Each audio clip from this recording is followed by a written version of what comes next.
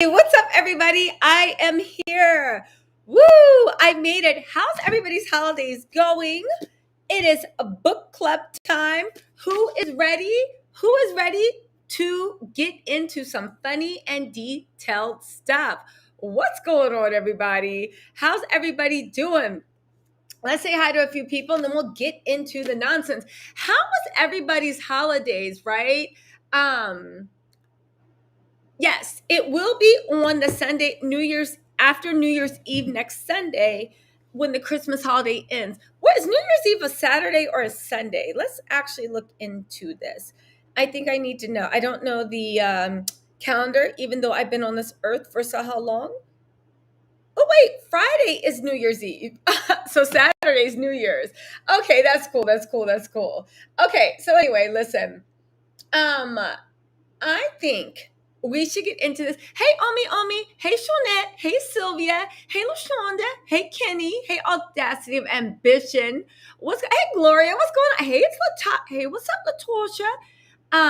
Hey, what's up, Nia? Beautiful. Hey, Monique. Hey, everybody. Hey. I feel like that meme when you come in and you're just like, hey, everybody. My girlfriend sent me that today. I was dying. Okay, so let's see.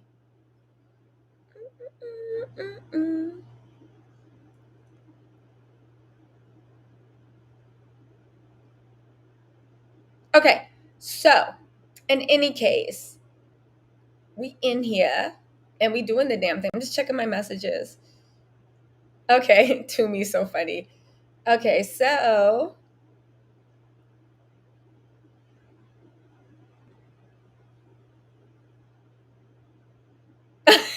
okay, so let's get into this, right? Let's get into this. Sorry, you guys. Sorry, I'm like just on another one. Hold on, y'all, right? Aw. Who's that? Oh, this is Thermi and Thermi's girlfriend. Light switch. I decided to give you guys, listen, I said, you know what, this holiday season, I'm going to be a little, we're about to start. I'll put time, if you're watching this on replay, I'll put time stats at the bottom so you know when the book review starts. But I said, you know what? I'm going to start letting you guys a little bit more into my life, showing you guys a little bit more of my life. And I don't know, just, showing off, right? So at the end of 2021, I'm glad I have the things that mean the most to me. The thermostat and the light switch. Without you, it makes it all worthwhile. We went up and down, but we here. Okay. So here we go. Now let's dive into this because I know you guys are ready. This has been a hell of a holiday season, if you can even say that, right? You know what? So where we last left our heroine, right? She gone through a lot of stuff. All of it sounded like it was made up in her head. I'm just saying, right? We do have, right? Now this is actually really important for you guys to listen to. I listened to it on my members only live, but I want you guys to also listen to this and let me know what you think. This is very important, and this is an aside for the R. Kelly chapter. If you guys didn't know, chapters 1 through 4, we got into the R. Kelly years, right? This is actually really, really important. So there's a gentleman by the name of Choke, no joke, and he is a producer who we didn't really know about, but apparently he was the mastermind, right? The Moriarty to Bravo's Sherlock Holmes, if you will. He was the mastermind that said that he masterminded the perfect plot for to save Porsha from the mean little producers on the Real Housewives of Beverly Hills. You guys, this is actually important for the book, so this is a little bit of history, right? Sit down for your history lessons, and then we'll move on to the fun stuff. So he said, okay, so fine, I masterminded this whole plot. The producers were being big meanies to Porsha, but I saved her. I pulled her aside in her room, right? Pulled her aside, and after they were done talking, I'm paraphrasing, right? He hatched up this perfect scheme and he tagged Candy in it. And you know what his mastermind scheme was? You know what his scheme was? That he couldn't believe, that he was just like, oh, I'm about to shut down. Y'all don't even know nothing about this. Look at Pew genius.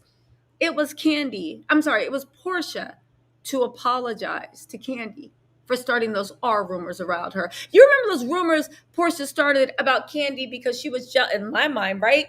Phaedra was mad at Kandi. Porsha was jealous at Kandi. And then plus, when Porsha's back is against the wall, she just lies till she can't lie anymore.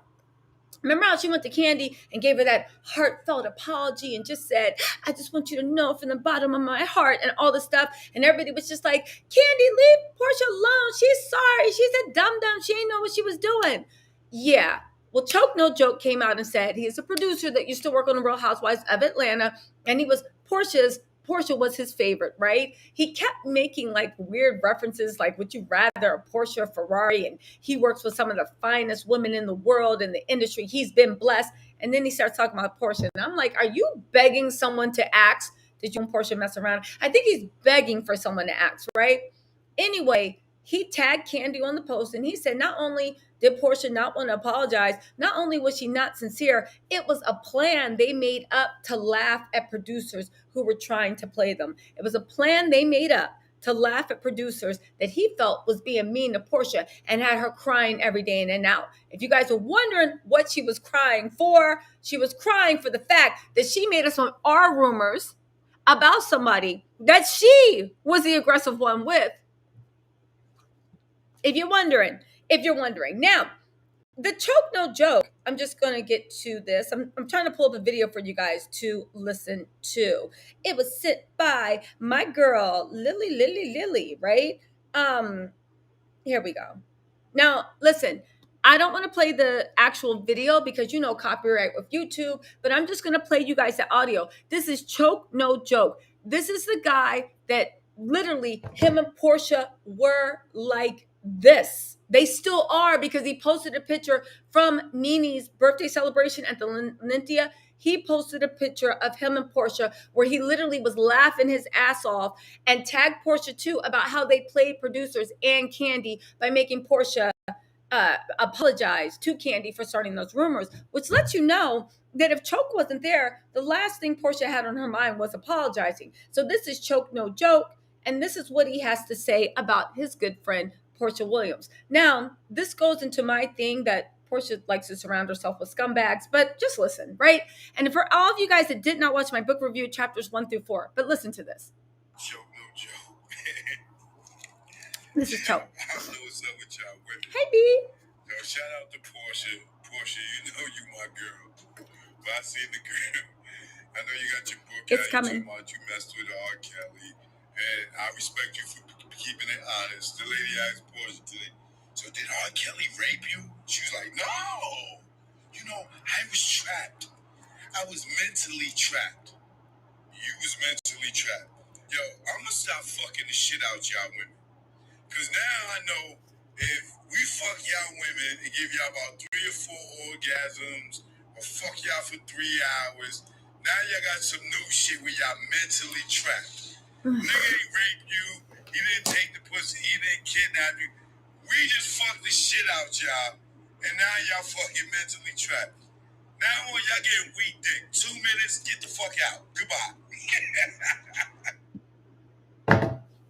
Your Honor, this is the scene in To Kill a Mockingbird where he literally went in there and shut down in court and said that speech that vindicated Atticus. Was it his name? No, Atticus was the lawyer. Listen, y'all know who I'm talking about, right? Let me tell y'all something. Listen, the guy sounds disgusting, but also he made this 3 weeks ago, which was before he actually posted that picture of Porsha. Porsha knew this video was in existence. Porsha knew this guy was saying that, but Porsha had no problem cheesing and being tagged and being jokey and chummy with them because Porsha was going to get something out of the situation. Now, I'll leave that as a bookend. For what actually happened in the R. Kelly chapters and the way some people, I don't know who, I'm being serious, but a lot of people are now going back and looking at that and saying, well, wait a second. You said all this stuff happened, but when you actually read the R. Kelly chapter, it's actually very, hold on a second.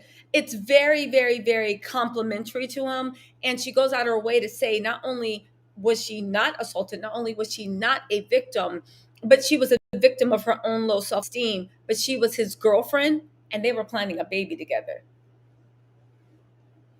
Meanwhile, there's people walking around the house and she's whispering them in the hallways, talking about, hi, my name's Porsha. Whispering, girl, you didn't wonder what all those girls were doing around your man's house. You even said that he threw a party where he had about 30 women all calling his name and you ain't know what to do, right? They were all doing that and you didn't even know what to do because you were just like, oh, well, he's a star. That's what they get, blah, blah, blah, blah. And you were basically mad that you got moved out the main bedroom into like, listen, what do you call a room where there's nothing but mirrors all over the walls except on the floors? That's the room she was in. But anyway, that's an important thing, right? You just listen. It's just it, right? Listen, I got some videos coming out about this whole situation. I'm leaving the R. Kelly situation alone, but about the Porsha Simon happy life, happy wife thing. I have a few videos coming out. Y'all be on the lookout for that. I'm trying to think, should I just drop the videos or go live? We'll talk about it later. Okay, so anyway, listen, right? Listen. Now, where we last left our heroine, right? She was marrying the girl. She was marrying the man of her dreams, right? Ooh, Freudian slip. She was marrying the man of her dreams, right? Now, right? Things started to go south, right? Y'all gonna have to put up with me. Listen, I've been in the house, right?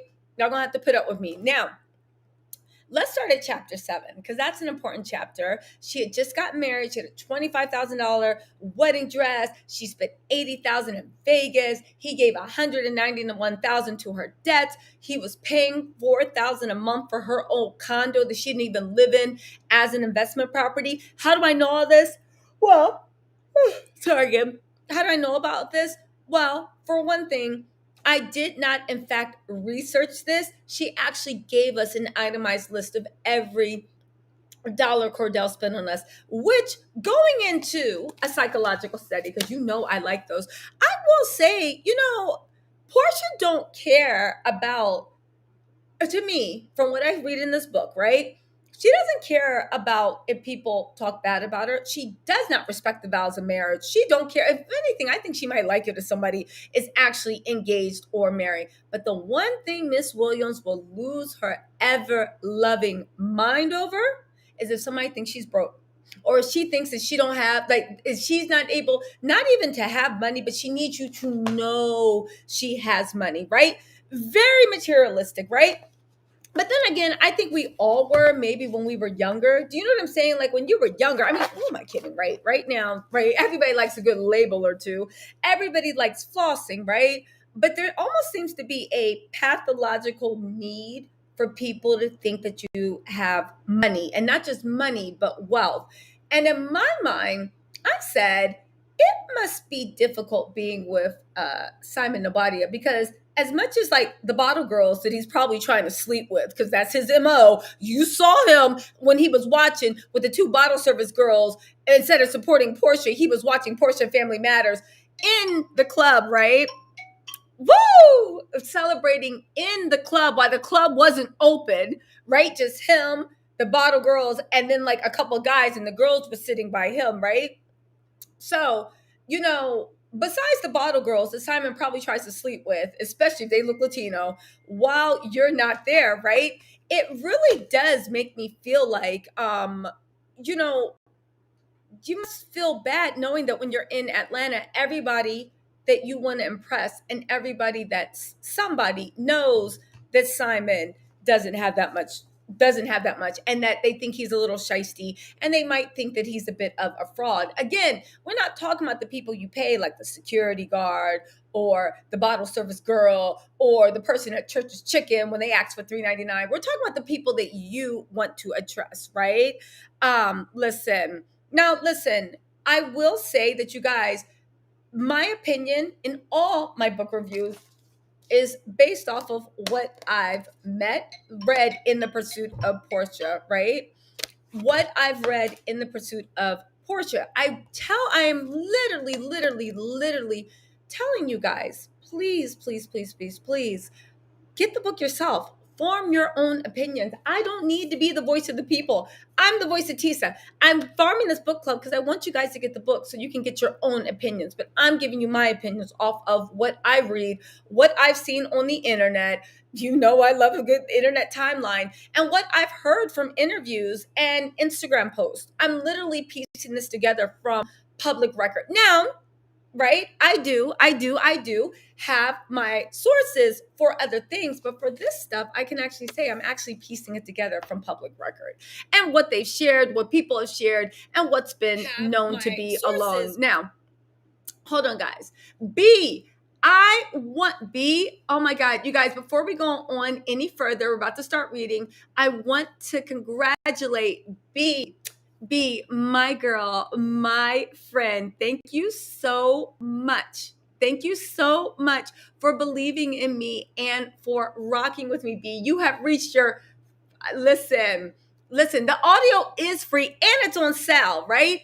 You have reached your 5-month anniversary as a Tattle Tells. Thank you so much, girl. I know you're my friend too. Thank you, but thank you so much for always being there, always supporting me, and I appreciate you. Thank you so much, B. You literally are the bee's knees, if you know what I'm saying. All right, now listen, if you buy this book, the national bestseller, do you guys want me to make a video about how Porsha got on the bestseller list? Because I happen to know a little bit about writing and how to get yourself onto a bestsellers list. And it is not cheap, but it's cheaper than you think, and it's surprisingly easy. The same way artists, record labels will literally do things strategically, and there's a list of 10 things you need to do to guarantee that you will at least debut on the bestseller list. There's about 10 things you need to do. Porsha did all 10 of them. And that's another thing. Whenever you do become a bestseller, it takes at least 2 to 4 weeks for the reprint, for them to make new labels for the next shipment. The fact that all the books now say bestseller, and let you know they did the little thing. It's well known in the publishing circles that you can buy your way onto the bestseller list. Even the New York Times, even the independent thing. Now, New York Times bestseller list takes a lot more to buy your way into than the USA Today. But USA Today usually needs between 5,000 and 7,500 copies sold within your first week. But you need to have your pre-sales. If you debut your book on a Tuesday, right? All your pre-sales that you could have been taking for a year before, all your pre-sales are counted on that Monday. But that's only if you debuted your book on Tuesday. What day did Porsha debut? Because also the week that you count is from Monday to Sunday, right? If you debut on Tuesday, you get all those things on Monday. Question for the class. Does anybody know what day Porsha debuted her book? On a Tuesday, because all those pre-sales that she was going on and on and on about. Now I give it to her, right? Listen. Now I get why she would do it. I mean, you got to knock your hustle, but I'm just saying, again, baby, you ain't got a lot to kick it. You bought your way onto this list. You listen, say thank you to your ghostwriter, because I know you ain't write this, because Lauren's the one that finished the audiobook. So I know for a fact she ain't write this, but actually I'm willing to bet that this book was ghostwritten, that she had a ghostwriter for this book. She ain't write this book. The only time I see anything is when she said her and Cordell need to be equally yoked. And I said, Simon. Okay, here we go, right? Listen, I'm just saying, here's the thing. If you're on Instagram, and for the 12-year-olds that don't know about life, I got it. But I can say that for Instagram, if you know anything about the publishing world, you know the scam to buy your way and they do it even as a self-published. You don't even need a major publishing house behind you. But I'm going to make a video where I outline the 10 steps you need to do to buy your way onto a bestseller list and what happened. And if you notice, she got that spot that they were planning on because they had the labels ready. And then right after that, she fell into oblivion. Again, it's 10 simple things you need to do. Even going down to the way your book tour needs to be, she did all those things. I'm going to get into it. I'll do a video about that. All right, let's get into this. Y'all ready? Y'all ready, right? Listen, I'm just saying, gobble, gobble, Merry Christmas. That was my Christmas present to you guys. You guys, we're going to unearth what goes on in the publishing world, right? And a lot of people have actually sued independent artists or people that sold more, being like, oh, these lists are fixed. The USA Today is one of the least respected because I'll make a video. Y'all don't care about this. Okay, ready? We go. All right. Girl, no, never. Definitely not. Real Housewives is not for me. So you wouldn't even be on that show? My friend Nikki. My friend Nikki, who just happened to be friends with a couple of people who produced the reality show, pressed. No, I don't know what I would do in those crazy situations with those girls. The drama is crazy. I repeated. Well, I kind of already sent your information to some of the producers. What? I screamed a bit too loudly, not believing what I just heard. Yeah, I told them about you and how you're a native of Atlanta, your grandfather, Cordell, blah, blah, blah, this, that, and the third, right?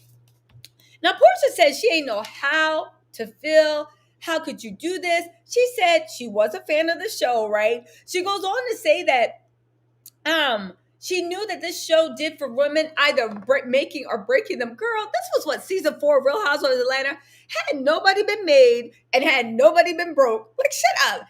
Either making or breaking them. Girl, shut up. Actually, back then, when somebody signed up for, hey, Rim, thank you so much. Listen. Oh, also, everybody, there's 595 people in this live. Can y'all do me a favor and hit the like button? Y'all know y'all got me in here hustling, dancing, doing jazz hands, backflips, and this and that. And y'all sitting there eating your peeled grapes, having your servants fan you, saying, continue. This Tisa is amusing.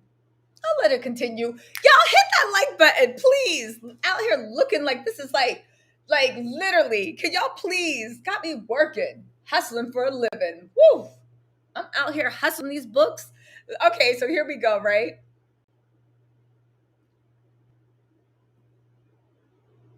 Listen, we gonna get to that. We gonna see, right? Listen, exactly, Lachey. Lachey said, hey girl, yes, that is true. That's what it says in the book, right?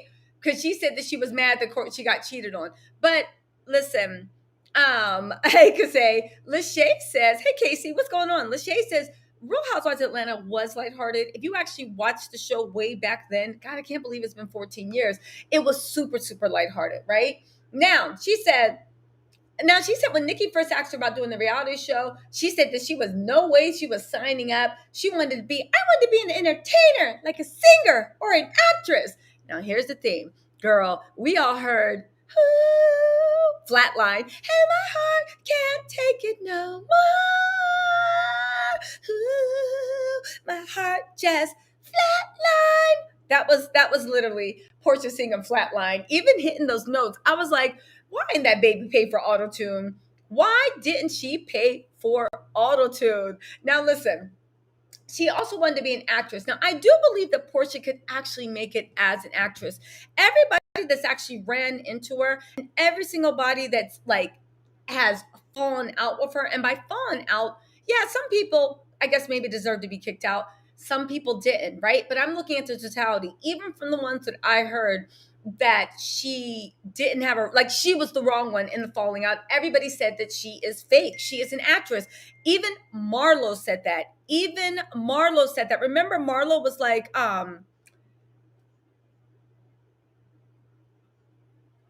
so listen, she said, right?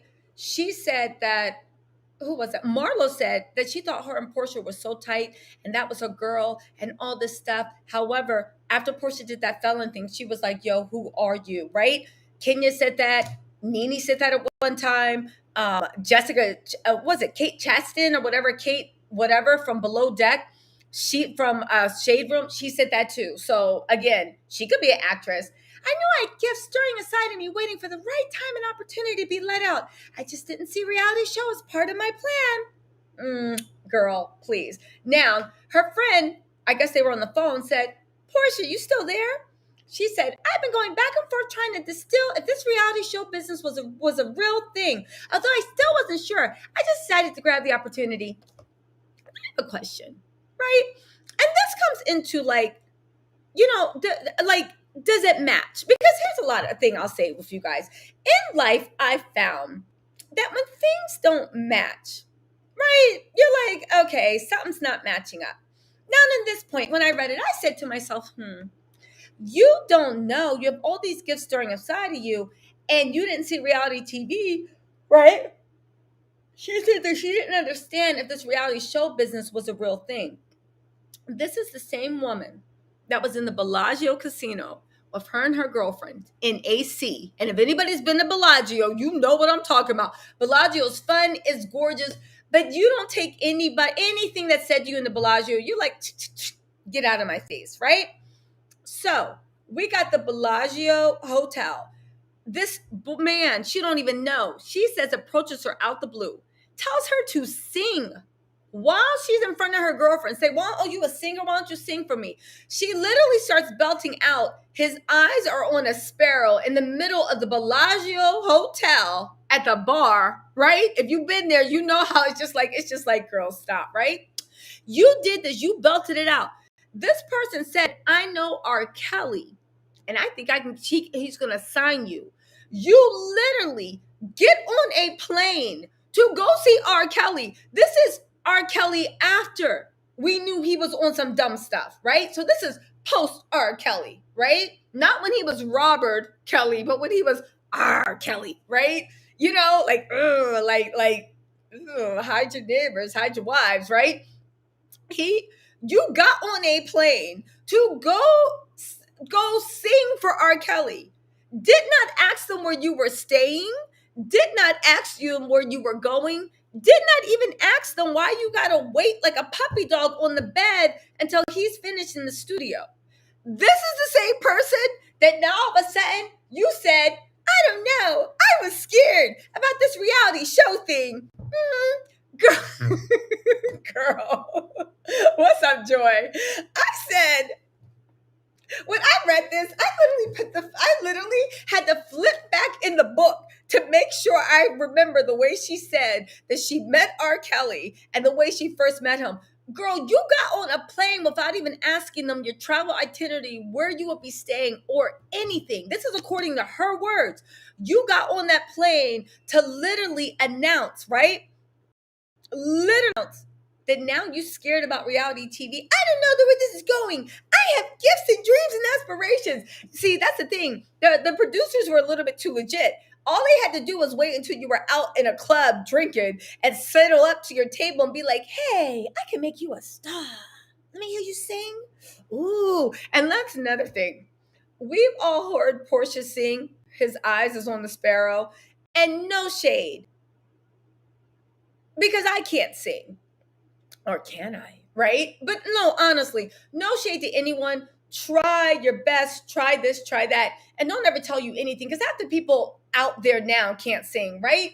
But my point of the matter is, if you were so trusting to go and get on a plane without even me, he could have said, "I'm setting you up to meet R. Kelly," and you got off that plane and was never heard from again. I'm being dead serious. Let's think about this.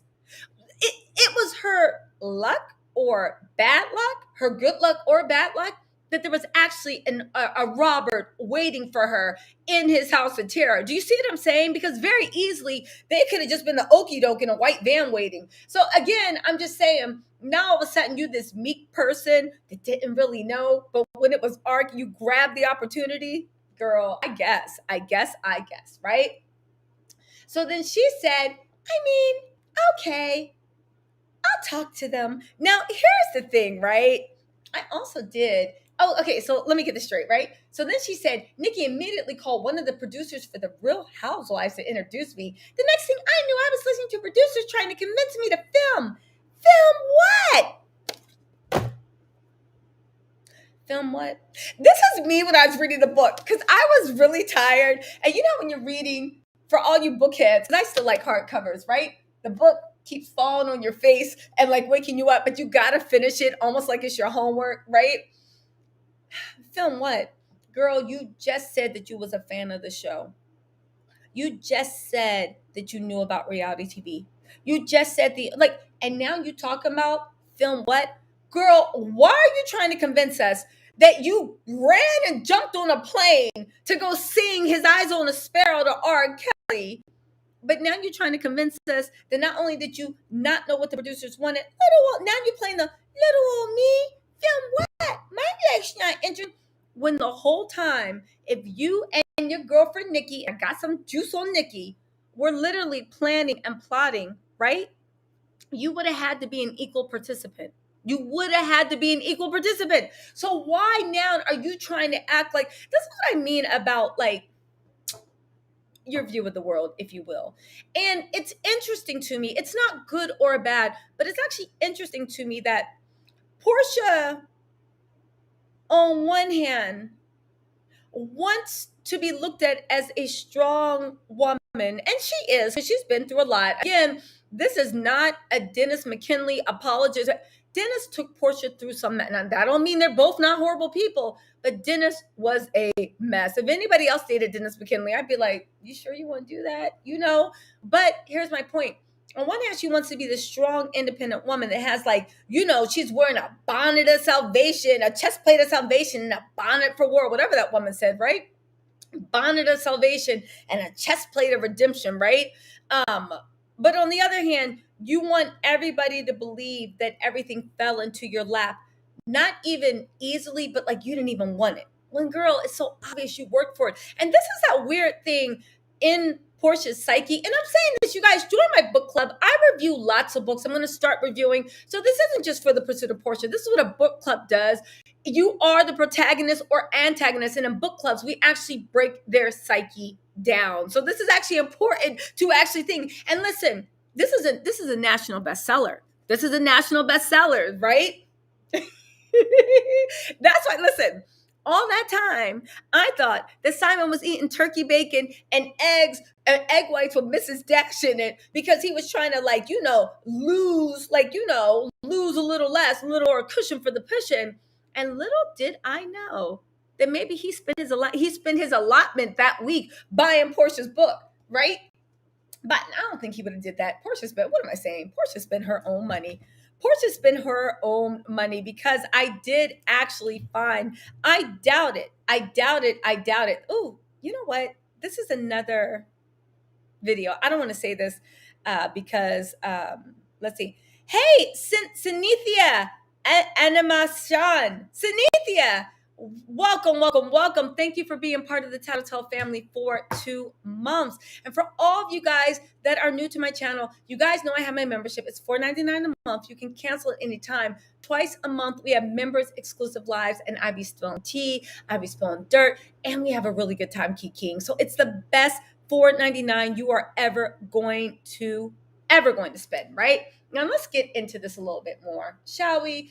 But yeah, Porsha always tries to act like she wants things to fall into her lap. And it's like not the psychosis, but it's just interesting that the things that in polite society we would look at as admirable, the things we would be like, yo, I really like that hustle, I really like that ambitious, I really like that killer instinct, right? The things that as a woman I would want to know about and want you to be real with, she chooses to lie about because she wants to actually be, in my opinion, looked at as la la la, good things just happened to me, I'm just blessed. Yeah, there is something about, like, what I was watching Jamie That's Me's stories. If you guys don't follow Jamie That's Me, she's so funny. Actually, Niecy Dash and Body Blue, follow them on YouTube. They're so good. Jay Lee's Corner. I did my first big panel with them. They were so welcoming to me, and I had such a good time, right? But I was on Jamie, I think it's Jamie It's Me or Jamie That's Me, right? I'll put her link in my description box if you're watching that on playback. And I was on her Instagram. She's really funny on her YouTube channel, but I was on her Instagram and she was saying that, like, you know, what's meant for you isn't work, right? But that's the thing. If it's meant for you, you still have to show up and put effort into it. And Porsha, like, I don't know, it's just weird. And it just lets me know, it's like, why do you hide the things that you don't need to be ashamed of, but you exploit the things that we're just like, that's not a bad look. I don't know. It's very odd. But again, you trying to act like you weren't hungry for Real Housewives of Atlanta. You trying to act like you didn't audition like everyone else. You trying to act like you didn't go through all the loophole, all the things that everybody has to do to get on that show. It's an interview process. They don't just say, oh, please, please, please. I mean, I'm sure Beyonce did it or Candy did it. I'm sure their resume was so big, they just probably didn't want green screen, right? Oh, Rebecca D, thank you so much for being a new member. Thank you, Rebecca D. But my whole point is, you don't just fall into that show unless you're a Candy or a Beyonce or someone that's just like name blows everybody. Even Kenya had to audition, right? And Kenya had a little name. So you cannot tell me that Porsha Williams from Decatur, who great, she comes from a civil rights legacy, but don't nobody outside of Decatur or Atlanta know who she is. They know the Williams name, but nobody knows who Porsha Williams is, right? So anyway, right? Let me get back into this, right? So then she said that Nikki immediately called one of the producers. She's like, film what? She said, film what? I thought to myself, I had no idea what people did to create reality TV show. But from what I gathered from watching Bravo every Sunday night, it seemed like a whole lot of fun and a dash of drama on the side. Girl, first of all, I did a little investigating. Did I not? I'll put the link to the article in the playback, right? Right? But I was on the Jasmine brand. That's my puppy Mushu. I put her in the room. She's Princess Mushu. I put her in the room so she doesn't chew through the cords because she is like stressing me out. And she is literally barking like she's Porsha Williams waiting for R. Kelly to come home from the studio. Mushu, stop acting like I'm abusing you because I'm not. Okay, so anyway, out here embarrassing me in public. That's why you locked away. So anyway, I was on the Jasmine brand, right? You know, I do my research. I went to the Jasmine brand and Princess, right? There's a woman called Princess and she is a producer on Real Housewives of Atlanta, right? She did an interview with the Jasmine brand and said that, guess who? Y'all know the name that y'all been having going through the streets, right? Remember how y'all were telling me to get in touch with this girl named Jamie? Guess what? Princess, the producer, said that Jamie is the one that contacted her for Porsha Williams to be on the Real Housewives of Atlanta. Your Honor, Your Honor, Your Honor, we have We've just broken through one of Porsha's riddles and one of her little clues. And get this, Princess also said she literally responded to Jamie, right? To send her to the production company, Truly Entertainment, right? Or True Original, True Internet, whatever the production company is, right? So we've broken the Rubik's Cubes about who this Nikki person is. She actually is. And you know what got me actually going? Y'all were in these comments talking about, it's Jamie. And I'm like, who the hell is Jamie? I literally thought y'all were trolling me because half the time y'all be telling me like Cookie Monster like was the one that literally got rid of JFK and Abraham Lincoln and Boozy literally are doing a Wipe Me Down remix. So literally, again, sometimes y'all be telling me real stuff, but all the times there's trolls in the comments, right? And that was one of my lives that I did not have closed to members only. So there were trolls in the comments saying all this stuff. However, we have it on authority that Princess, the producer of Real Housewives of Atlanta, did an interview with the Jasmine brand and literally said that Jamie, right, is the one that contacted her for Porsha to be on the show, and she actually responded back to Jamie and sent her to the new production company, Truly Entertainment, because I think prior to that, the Real Housewives of Atlanta had a different production company. Give me my flowers. Y'all say I never researched shit. I went into an internet hole because I said, who the hell is this Nikki girl? Because I literally went through all this stuff. I went through everything. And it's like, this Nikki is a fake name. Obviously, she doesn't exist. Okay, who is it? So thank y'all. Thank y'all, Tattle Tells, for giving me the clues that I could confirm. I appreciate that. Right? Listen. Yes, that's right, comment thread. Woo! Let's hit those likes in honor of those trolls because, baby, you gave me the clue I needed. You gave me, that's why you gave me the clue I needed. That's why Porsha was so mad that Simon was posting those damn pictures because she knew that there's a million Tisas out there being like, oh, is that a fact? You don't say. Ooh, wow.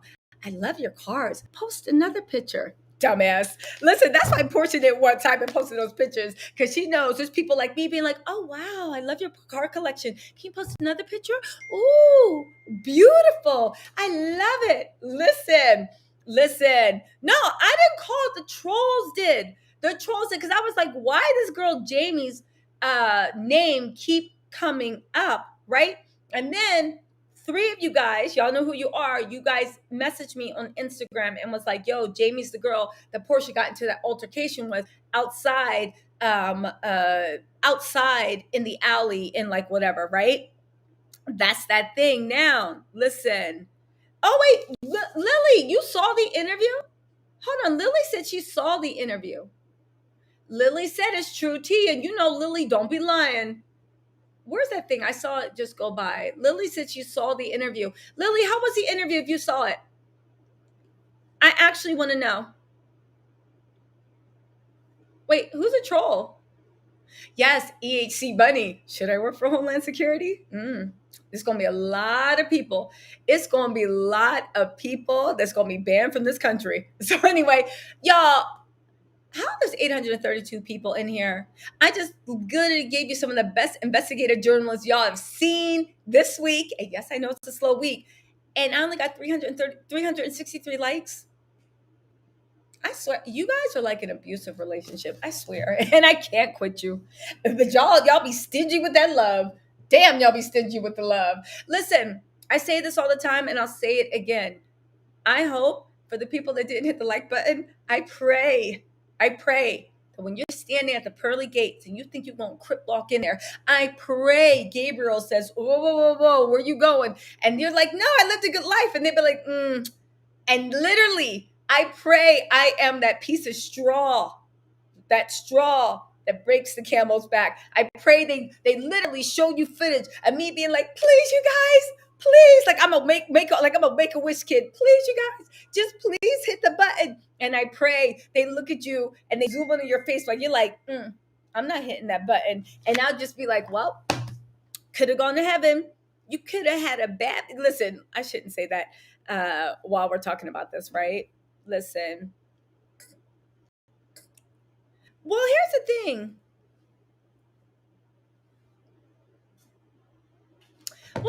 thing. Right? Hold on. Oh, where did I see that? Slay said Porsha wouldn't name Jamie because she assaulted Jamie years ago. But Porsha literally says, to your point, a note from the author, and I use that term loosely, to protect the privacy of my loved ones and other people who I've met to protect the privacy of my loved ones and other people whom I've met and would rather forget. Some names have been changed. Others have been erased. What y'all think about that? Slay CJ, what you think about that? Now listen, I'm still trying to get to the bottom of what the other names are and who she's talking about. The one person I know that is not mentioned in here, as far as I can tell, is her rock, Mr. Simon Gaboria, her rock. That's the one person that's not named in here. But I guess he didn't make a big enough impact on her life. I mean, whatever. Truth hurts. Anyway, let's go, right? So, listen. Yes, that's right. Porsha assaulted her. Yes, okay, that's right. Was it at a Christmas party? That's right, because was it her and Shamia or her and Phaedra were dressed up as like slutty snowmen? You know what I'm talking about? The Halloween costume. I'm not saying they look like SLUTS. I mean, like, you know, the Halloween things when you're booty shorts and like a little thing, and you're like, look, I'm a sexy reindeer. They were dressed up as like sexy snowmen or sexy something like that. Yeah, y'all remember, right? That was a Christmas party. Okay, listen. Yes, and Kenya was a Grinch. That was one of the best holiday costumes I've ever seen. I'll say one thing. Kenya has a sense of humor. I'll say that about her. Kenya is good. Let me tell you something. Y'all can say what you want about Kenya. Kenya is such good reality TV. She will give you a scene for your life, and I love it. But a lighthearted scene where I know people be taking it personal, but just, I don't know. I like Kenya. I like it, right?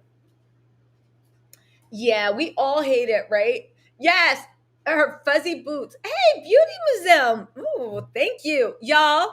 Okay, my real fan Beauty Museum is here. So can you guys please, we need to have a moment. Beauty Museum, thank you for the super chat. Merry Christmas for me. Jingle, jingle. I hear those sleigh bells. And hi, Special Agent Tisa. The side comments have me at this channel deserves hundreds and thousands of followers. I speak it into existence. Yes, as above, so below. Love your hard work. Thank you so much, Beauty Museum. Now, I know all you guys were sitting there rolling your eyes while I tooted my own horn, but thank you, Beauty Museum. I appreciate that. Let's speak it into existence. As above, so below. We about to have a prayer circle. Unless you guys saw the craft, that we can have one of those circles. Listen.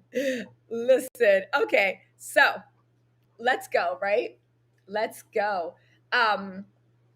Here we go. Yes. Let's listen. We're gonna have a craft as above. So, but what is it? Light as a feather. I don't even remember what they said. Anyway, if anybody has not watched The Craft, it is some of the best. Was it named in the 80s or the 90s, right? Yeah, I saw it. And Beauty Museum, thank you so much again for rocking with me. But if you guys saw The Craft is some of the best cinematography and some of the best screenplays that I've ever seen. I think it's an 80s movie. I'm telling you, we're gonna be dressed like COVID in this bitch next time you see me. I'm just gonna be like, playing Marissi in the background. All right, here we go, right? Let's see. Oh, there we go. Thank you, B. It's light as a feather, stiff in the board, and it was made in the 90s. Yo, that was some of the best cinematography ever. We COVID in here. Okay, so let's see. Okay, here we go. So now that I think I figured out who Nikki is, I'm going to insert Jamie into this story because I think we're talking about Jamie. Okay, so listen. The producer she says the producer must have sensed her hesitation. So he said, so the producer said, and he said I think Truly Original is all white, right? From what I saw, the producers. So he said, well, actually, we do have, do you have anything coming up? An event or something, right? And Porsha said, well, I was thinking about planning an event for my family's charity, Hosea Feed the Hungry and Homeless, at my grandfather's house. Oh, that'll be great. Do you mind if we come and set cameras up? Girl, as if you know what? Now that I think I figured out who this Nikki is, I wonder if we can actually get the people from this book to actually come online and actually fact check this. Not just Nikki, but Mr. Big, Country Bob, everybody but R. Kelly. Everybody but R. Kelly is invited. Cordell's invited. Oh, I'd love for Cordell to come. You think Cordell would come? You think? Should I message Cordell?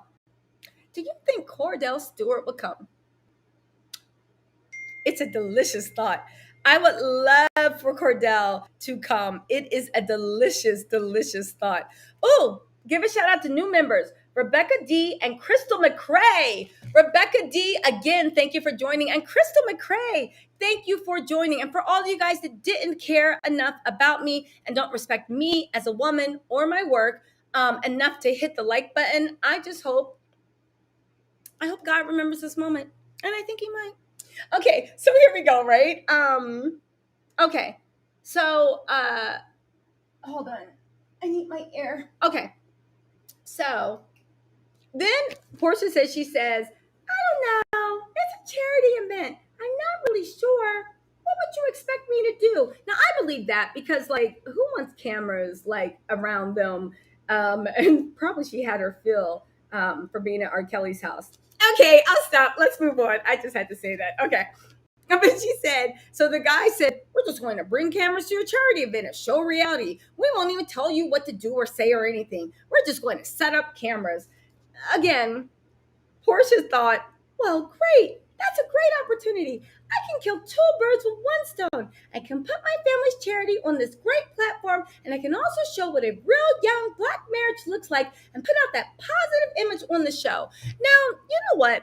Porsha and Simon do seem obsessed with showing a positive image of Black love, but I would say to them, we have our Sierra and Russell Wilsons. We have our LeBron, and Savannah's. And if you want the hood stuff, we have our little babies and Jada's, if you will. Do we really need this example? Because we have example of Black love. We have example of young Black love. And we also have an example of young ratchet Black love, if you will. All of them are beautiful in their own way. I just don't understand why she thinks they need to be the ones to represent. But you listen, let me tell you something. If Portia Williams and Cordell Stewart, or Portia Williams and uh, anybody, right? Anybody is your example of black love. I just don't know what to tell you. Hey, also, I want to give a shout out to Nerva Rock Nerva, my girl. You know, we be getting into it in the comments. And also Miss Kiki. Woo! Nerva Rock, you have been a member of 4 months. You said Portia's fan house of gave you props for breaking the news of Real Housewives production shut down due to panorama outbreaks as the only source who broke the news. Oh, that's so sweet. Are you guys talking about Aaron, House of Aaron? I actually listen. I watch House of Aaron. I like House of Aaron. I've always watched House of Aaron, but you know he's an OG in the game, doing the thing. I hope one day to be successful as House of Aaron. I need to inbox him for some tips. Hey, Miss Lady, thank you so much for the super chat. Yeah, we do have Remy and Papoose. We do. That's a love story for the ages. I love the way he rides for her. But yeah, shout out to Hassa Aaron. Thank you, Hassa Aaron. Like he's watching this, but I really like and respect Hassa Aaron's channel. You know, he's like an OG in the game. Also, Mrs. Kiki. Thank you. Miss Kiki said, get out the bushes and hit the like button. Thank you so much. Yes, let's get out the bushes and hit the like button, y'all. Thank you, Miss Kiki. Okay, so let's get into this, right? Listen, that's right. Hit that. Thank you. And we got Michelle and Barack Obama, right? Okay, so here we go, right? She said she didn't think she'd be anywhere near the drama.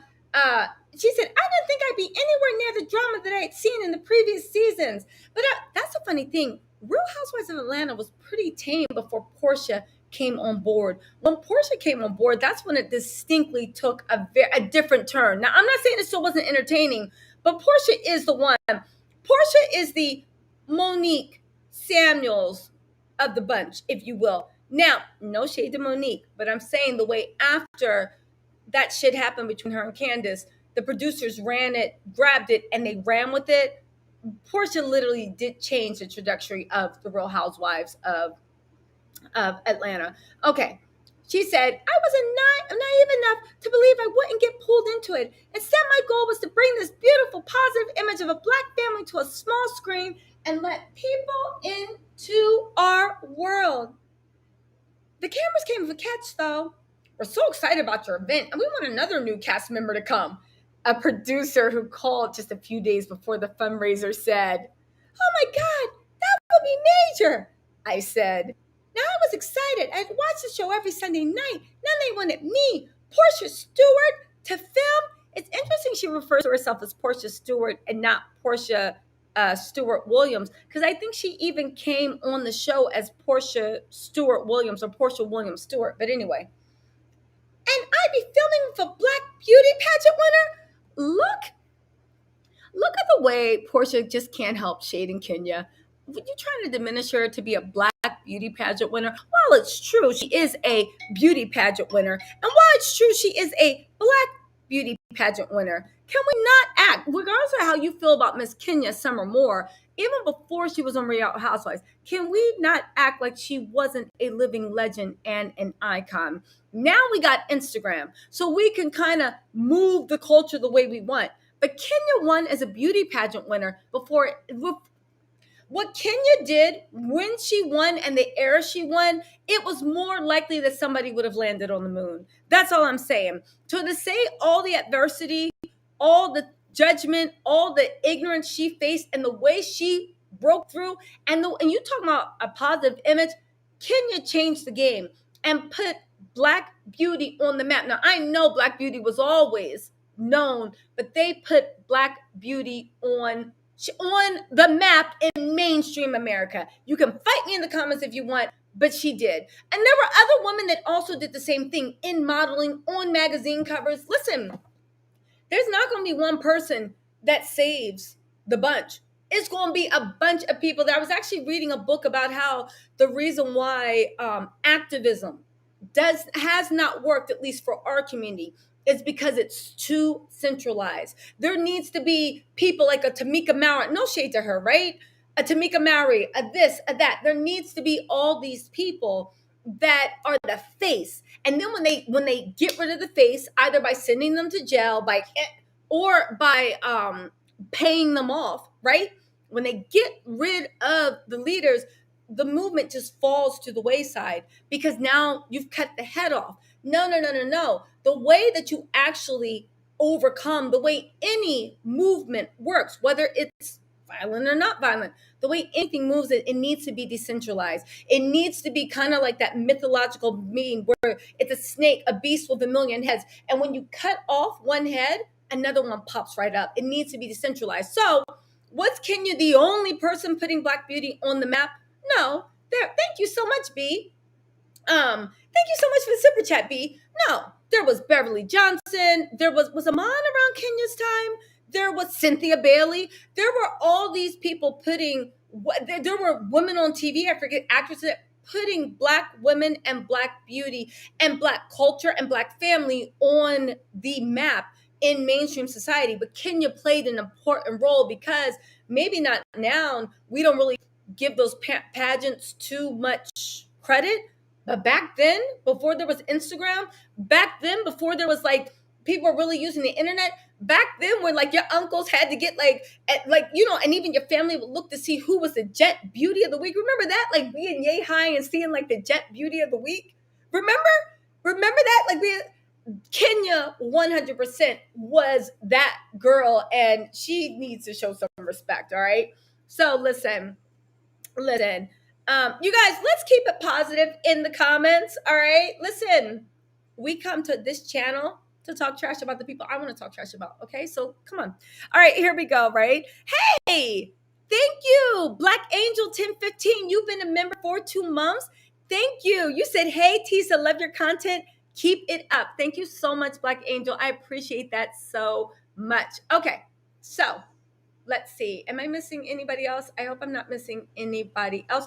Miss Lady, I got you. Black Angel, I got you. Thank you so much, guys. Okay, so let's get back to the book. So for her to say, I'm going to be filming with a Black beauty pageant winner, the first thing I said, and yeah, I am biased. Before y'all being like, oh, Tisa being nice. No shit, my channel is the Tisa Bias channel.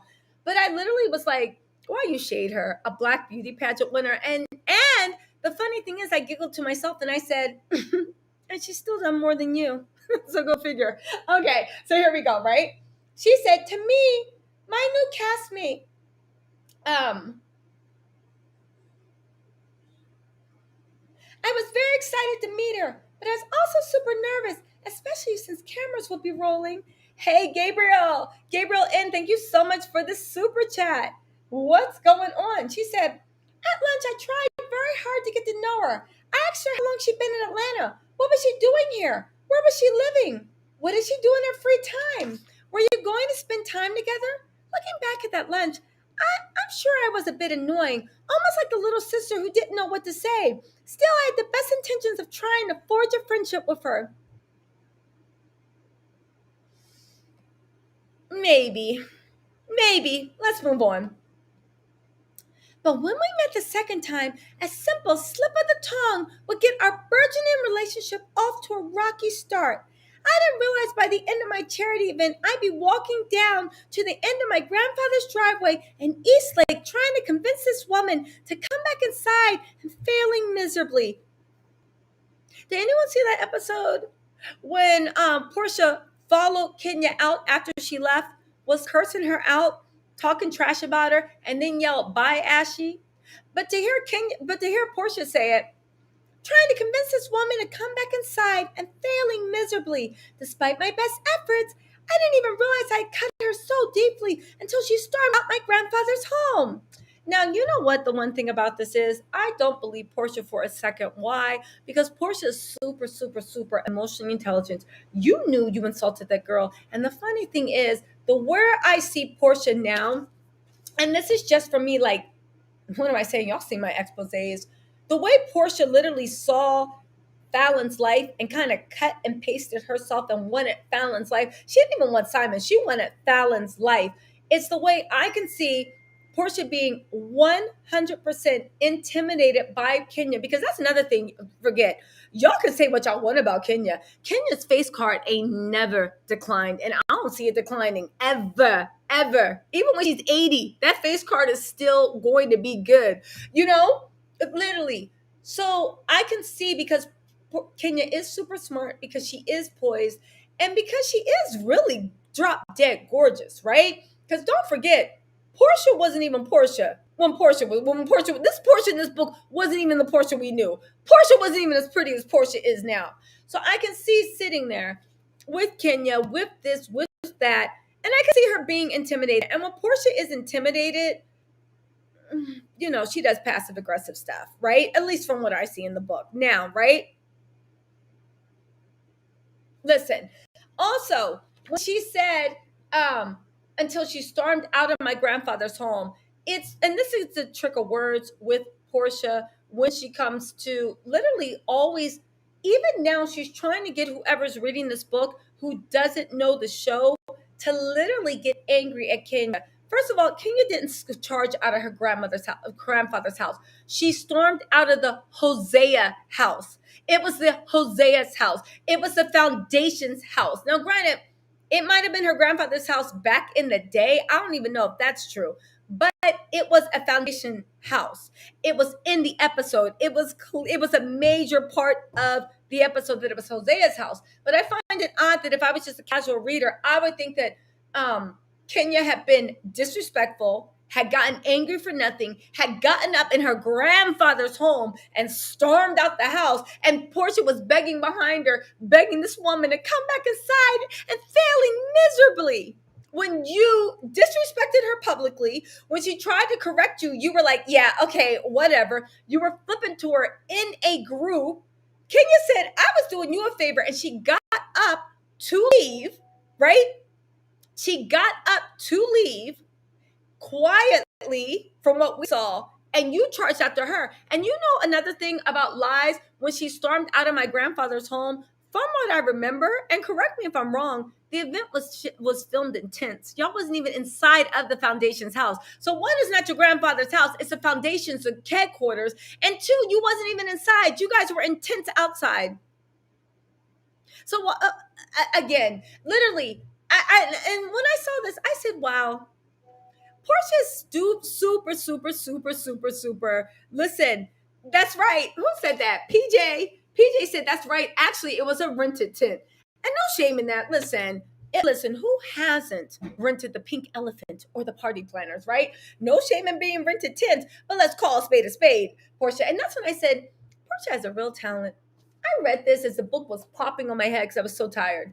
And I said, you know what? It's really impressive the way, in just, how many sentences is this? 1, 2, in 3 sentences, you told 8 lies. I said, look at God's glory. Look at you working your little brain off, right? She said, luckily Cordell had already left the charity event by that point, because if he knew what had happened, he would have shut it down. You mean he would have reined your ass in? That's all I'm saying. That's all I'm saying, right? I'd already taken some convincing from my then husband, who desperately valued his privacy. Well, you see, you was an Insta thought now, to warm the idea of opening our young marriage up to the world. In fact, his first 2 words when I told him about the Real Housewives cameras were coming to film the event were, oh no. He went on, that show is crazy. Listen, Cordell, we have a great opportunity. I said, cutting him off and starting my spill. I'm a quintessential housewife, and you're an ex-athlete. Now, listen, I know I'm on here sometimes just like making like the most, right? And mispronouncing words. And y'all even be in my comments talking about, lol, you misspelled your thumbnail. And I'm just like, well, that thumbnail's going to stay misspelled, because my work, I've clocked out of the YouTube streets. So I know I cannot, but I will say one thing. A show of likes in the chat. How many people really believe that Porsha, or any woman or man, for for that purpose, use the word quintessential to describe themselves. I'm a quintessential housewife. How many people think Porsha or anybody's ever said, I'm a quintessential YouTuber, has ever used that word?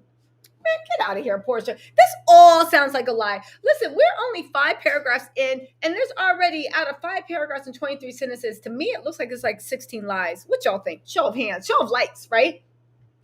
She said, it'll be a great way to show off your beautiful life and how you've pivoted into having a thriving career, TV career. I continued, hinting at his ESPN gig, which he was a sports commentator at that time. Look at us. We're married. We're raising a young black son. We can be the young blended family, showing how you can be successful and grow together. Listen, this is what the world needs to see. We can show that we're a power couple. Now, you know the funny thing is, when I was reading this, I giggled to myself and I said, the funny thing is, funny how things change. Here you thought you were capping Cordell's head up and gaming him and basically in a loving marital way manipulate him into doing what you wanted, right? By capping his head up. And I said, oh, to be a fly on the wall when Simon Gabodi was capping your head up about appearing on the show. You are a strong black, you are the quintessential black woman, and I am a quintessential billionaire boyfriend, and we can show our love. We can show that we can be successful and grow together. We're raising, how many black sons is he raising? 3 black sons and 3 black girls. Literally, that is going to be, I laughed to myself and I said, it's funny. The capper is now the cappy. There we go. Listen, I'm just saying. Yes, listen. Okay. Now, here's the thing. Porsha then goes on to say, they both knew the marriage was having issues, but they were all pretending everything was all right. And that's why she knew she needed something outside of the marriage, right? She said Cordell wasn't allowing her to work. I don't believe that for a second, because the way you move with Dennis and the way you move with Simon, baby, you don't want to work. And there's no shame in that. This is what I mean about Porsha. I don't understand how. You ain't got a lie to kick it. If you are like, yo, what do I do? You know those women, when they get out of, like, they're like, I don't know, they're golden chariots, and someone's like, excuse me, miss, what are you doing? They're like, I'm a full-time housewife. Fuck out of here. You know those people? Good. Be that. Listen, my mom was a full-time housewife and raised all the kids, right? Yes, there's more than one of me, right? And raised all the kids. There's no shame in actually saying, I think it's a valiant job. I want to be a housewife. I want you to take care of me. I want to raise these kids, cook the food. I'm not cleaning. Let's get a maid in here. But what's wrong with that? That's a full-time job, saying I want to be a full-time wife. Matter of fact, I don't want to work. I want to do charity all day. I don't want to work. I want to do charity all day. I want to help others. That is a full-time job, right? But why? Hey, Snipe Byram, thank you. But why? Can you tell me, right? Hey, what's up, Aries T? This is for the Simon boys. My boyfriend thinks I'm crazy because I'm listening with headphones and rolling. Thank you, Aries T. I appreciate that. Thank you. But again, why you gotta lie? He wouldn't allow me to work. You just got done in earlier chapters, and if you haven't seen my book club, go on and say it. Saying that God put this man in front of you and told you that you were supposed to bear him kids, like your name was Moses. What was Moses' name? Mary? I don't know. Y'all can tell I haven't been to Sunday school forever. Trying to bear this man's Noah. Bear this man's kids and repopulate the world like you're Noah. And now all of a sudden, he wouldn't allow me to work. Girl, you ain't want to work. Listen, thank you. AKA Sorora Peach. Thank you so much for the super chat. Yo, I'm just saying, you ain't want to work. Again, you keep trying to pull Cordell into this abusive monster. And here's the thing. I don't know what happened in that relationship. I have my sources that tell me their outside opinion. But at the end of the day, she was the one in that relationship day in and day out. So maybe Cordell was horrible. Maybe Cordell was abusive like she's claiming he is in this book. But the thing is, from what you're giving us, I don't see it. And we'll continue. And I want to see if y'all see it too. I just don't see it. Okay, so Tattle Tells that have the book that's following along. We are on page 124, A Pursuit of Porsha, So you ready? Let's go. All right. She said, um, okay, so she just got done. She was running game on Cordell. It worked, this and that, right? She's saying she knew she needed a life. She wanted something for herself. She said, I needed something of my own as a young Black woman. Okay, listen, that's the smartest thing that I've heard her say. If you are with someone that provides for you, that's great. But at the end of the day, you also want to be able to, one, provide for yourself, but two, you want to have something of your own. The thing is, and this goes back into her Cordell being this very abusive person, he let you work. You said he didn't want, because that's what I said. How do you go from I don't want you working, I want you in the house, to you going to be a full-time cast member on a reality TV show that comes into our house with cameras every week? Here's the thing. Cordell knew what he was signing up for. He was on TV with ESPN. He knows how the camera goes. He knows how that work goes. He knows. He knows. So how are you trying to tell us that this man didn't want you to work, but okay, you becoming a full-time housewife on a reality TV television show? It don't make sense. It doesn't add up. But let's go on, right? I wasn't worried about bringing our marriage on reality TV, and thankfully for me, he wasn't either. We know he wasn't, because as much as you try up to this point to paint Cordell as this big meanie that was stopping your thing and being so mean to you, what did that man actually do to you? And I'm not saying he didn't do anything. Don't get me wrong. I'm not here stumping for Cordell, Dennis, Country John, or any of those ninjas. What I am saying is, I don't see it in the book. Anyway, let's see. And she said, and to kick it off, I'm going to do a charity event again. And I'll move on because I know you're like, damn, we got it. But again, you go in saying that Cordell was so controlling. He wouldn't let any of your family in the house. He wouldn't do this. He wouldn't do that. He didn't want you working. And you feared him so much. But you applied for a reality TV show, right? If this is the girl Jamie, which the girl from Princess or producers from Real Housewives of Atlanta are saying, right? If this is the girl Jamie, then that was your boo. That was your boo. That was your buddy, right? Y'all were thick as thieves, right?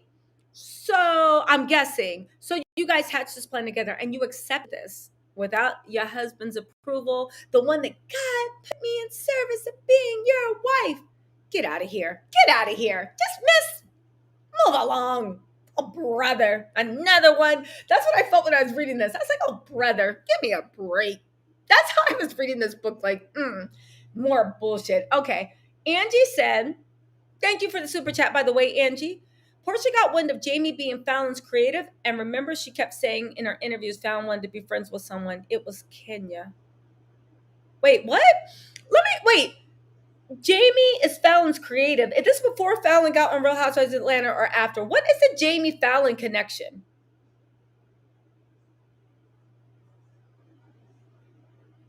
Can someone tell me what the Jamie Fallon thank you for the super chat. It's Latasha. Thank you, girl. Let's move on. Somebody tell me when we open it on what the thing is. But here's the thing. So Angie's saying Porsha got wind of Jamie being Fallon's creative.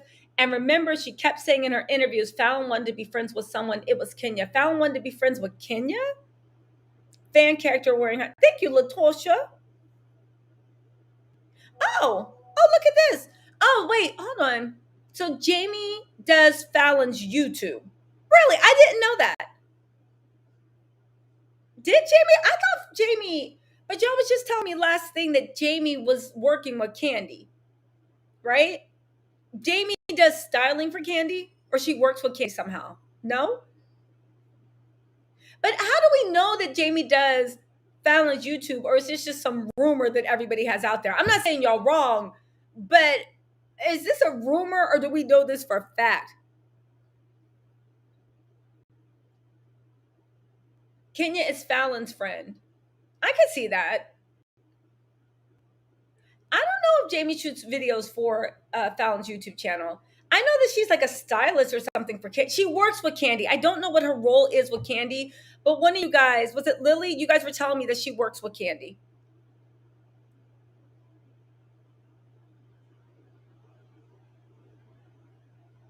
Wait, what's it?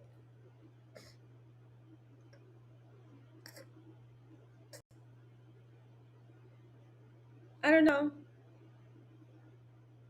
Okay, let's get back. We'll solve this mystery in a different time, right? We'll solve this mystery. I want to find out what the hierarchy relationship is. I'm gonna start inboxing people so they can ignore me. So I need to inbox Cordell, Jamie, um, who else? Country John, Mr. Big. I need to find out who Country John is. I think I know who Mr. Big is. Country John, I need to find him. Mr. Big. Let's see who else. Let's see who else we can get. We'll see who else we can get. All right. So let's get into this. All right. Let's see. Let's see. Okay. So where are we at? Because so is anybody going to explain this thing? Oh, that's what it is, right? Maybe JB wears many hats, booked a busy in Atlanta. Maybe. Okay, let's see, let's see, let's see.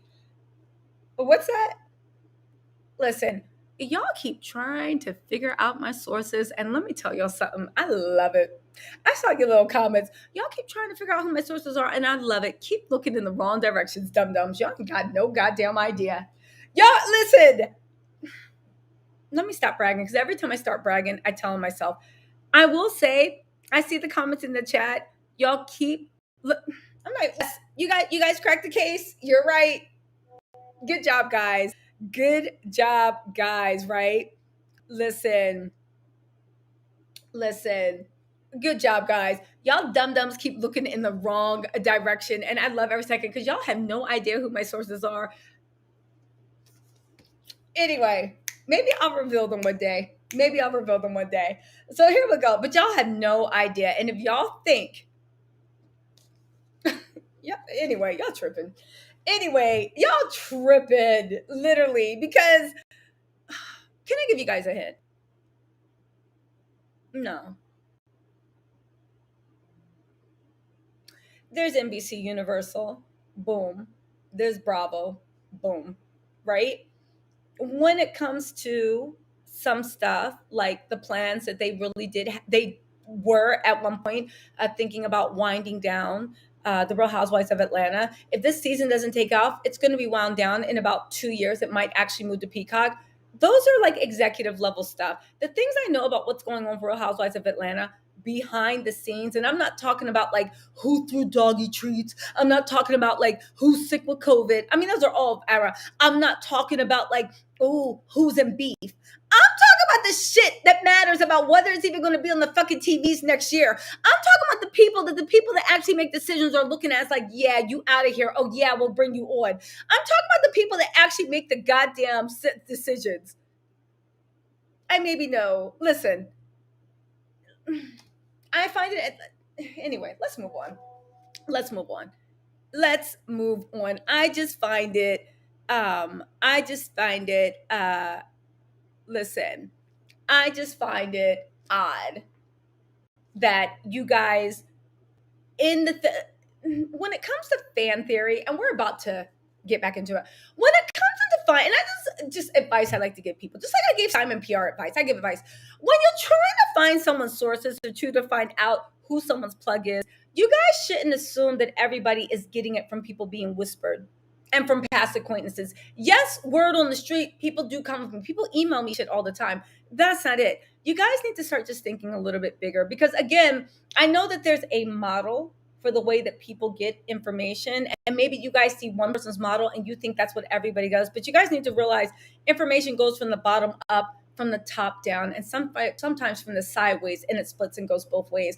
I'm just saying, I love doing little mysteries. I know you guys aren't going to crack this, but I challenge anybody to actually find out who my sources are. And getting one of them is not enough, okay? I gave you guys a clue, but you guys need to realize information flows all sorts. It's not just outside people looking in, top down, up, and it's also inside out. But that's enough for the Scooby-Doo mystery. And then we'll see. But I will pay. Listen, I just don't understand. And you guys also remember, and this is just one thing I will say, my sources are legit. You can't front on that. Also, you guys have to forget, people's friends have contacted me. People's family has talked. If you guys are on my members only live, you've seen my interview with people's families. Literally, I know people that work in situations that they would know about things being shut down. They work in situations where they would know about what they're actually looking at the NBC Universal on the Bravo level. That's it. That's it. That's it. And then again, I'm just talking shit. I don't know anybody. I'm just on Instagram all day being nosy and putting two and two together. I'm sorry, you guys. There I go again talking shit. I just be putting two and two together. As a matter of fact, half the shit I make up. Can you even trust what I say? Right? Now, how many of you guys are in there being like, she's a Gemini?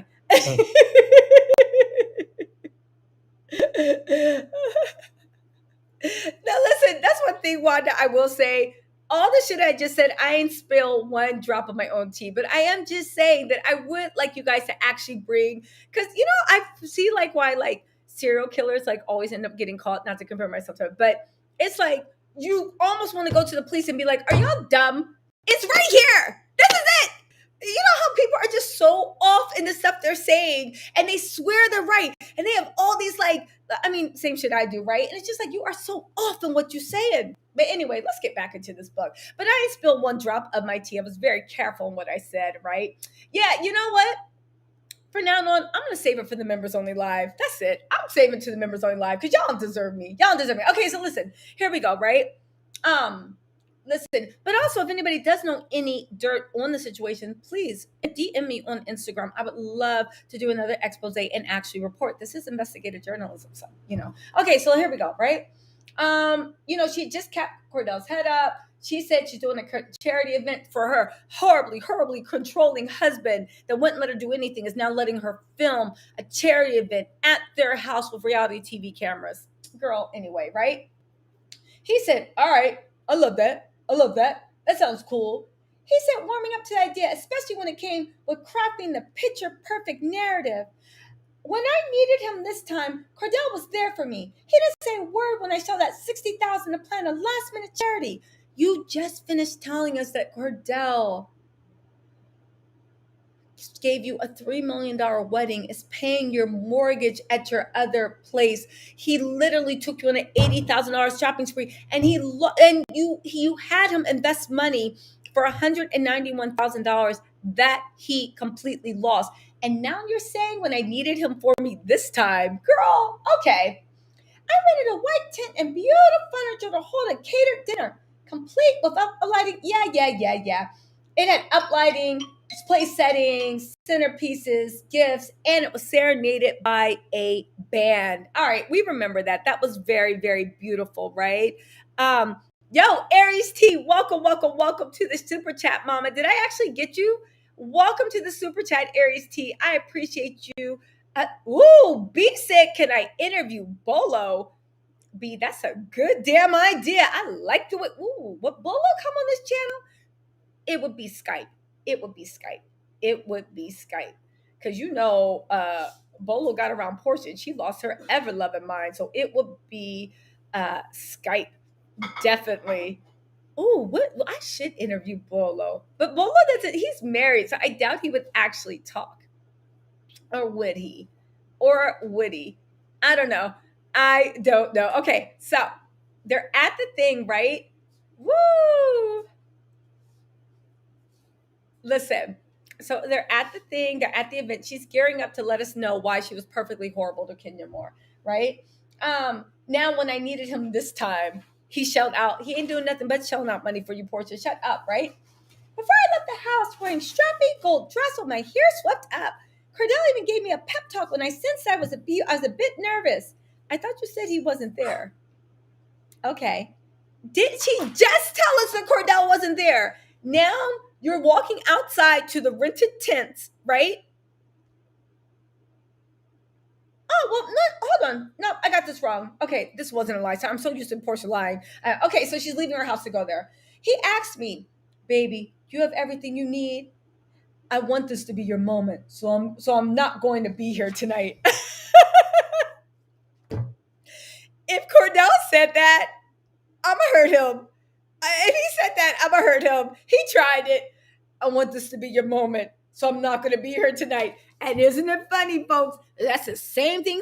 That's the same thing Simon Gabodia said to Porsha for the pursuit of Porsha. He must have said to her too, maybe I want it to be a moment, so I'm not gonna be here when you come home tonight, because while Porsha was out there hustling for $1 in New York City, right? Simon was in a club with nobody but him and some bottle girls that used to wait on him and Porsha. I think the one girl works at Red Martini and the other girl. But anyway, I want you and the girls to just enjoy the night. I hope you raise a lot of money. You tried it. Boy, what does me having to it be my night have to do with you not being home? If he actually said this, Cordell tried it, right?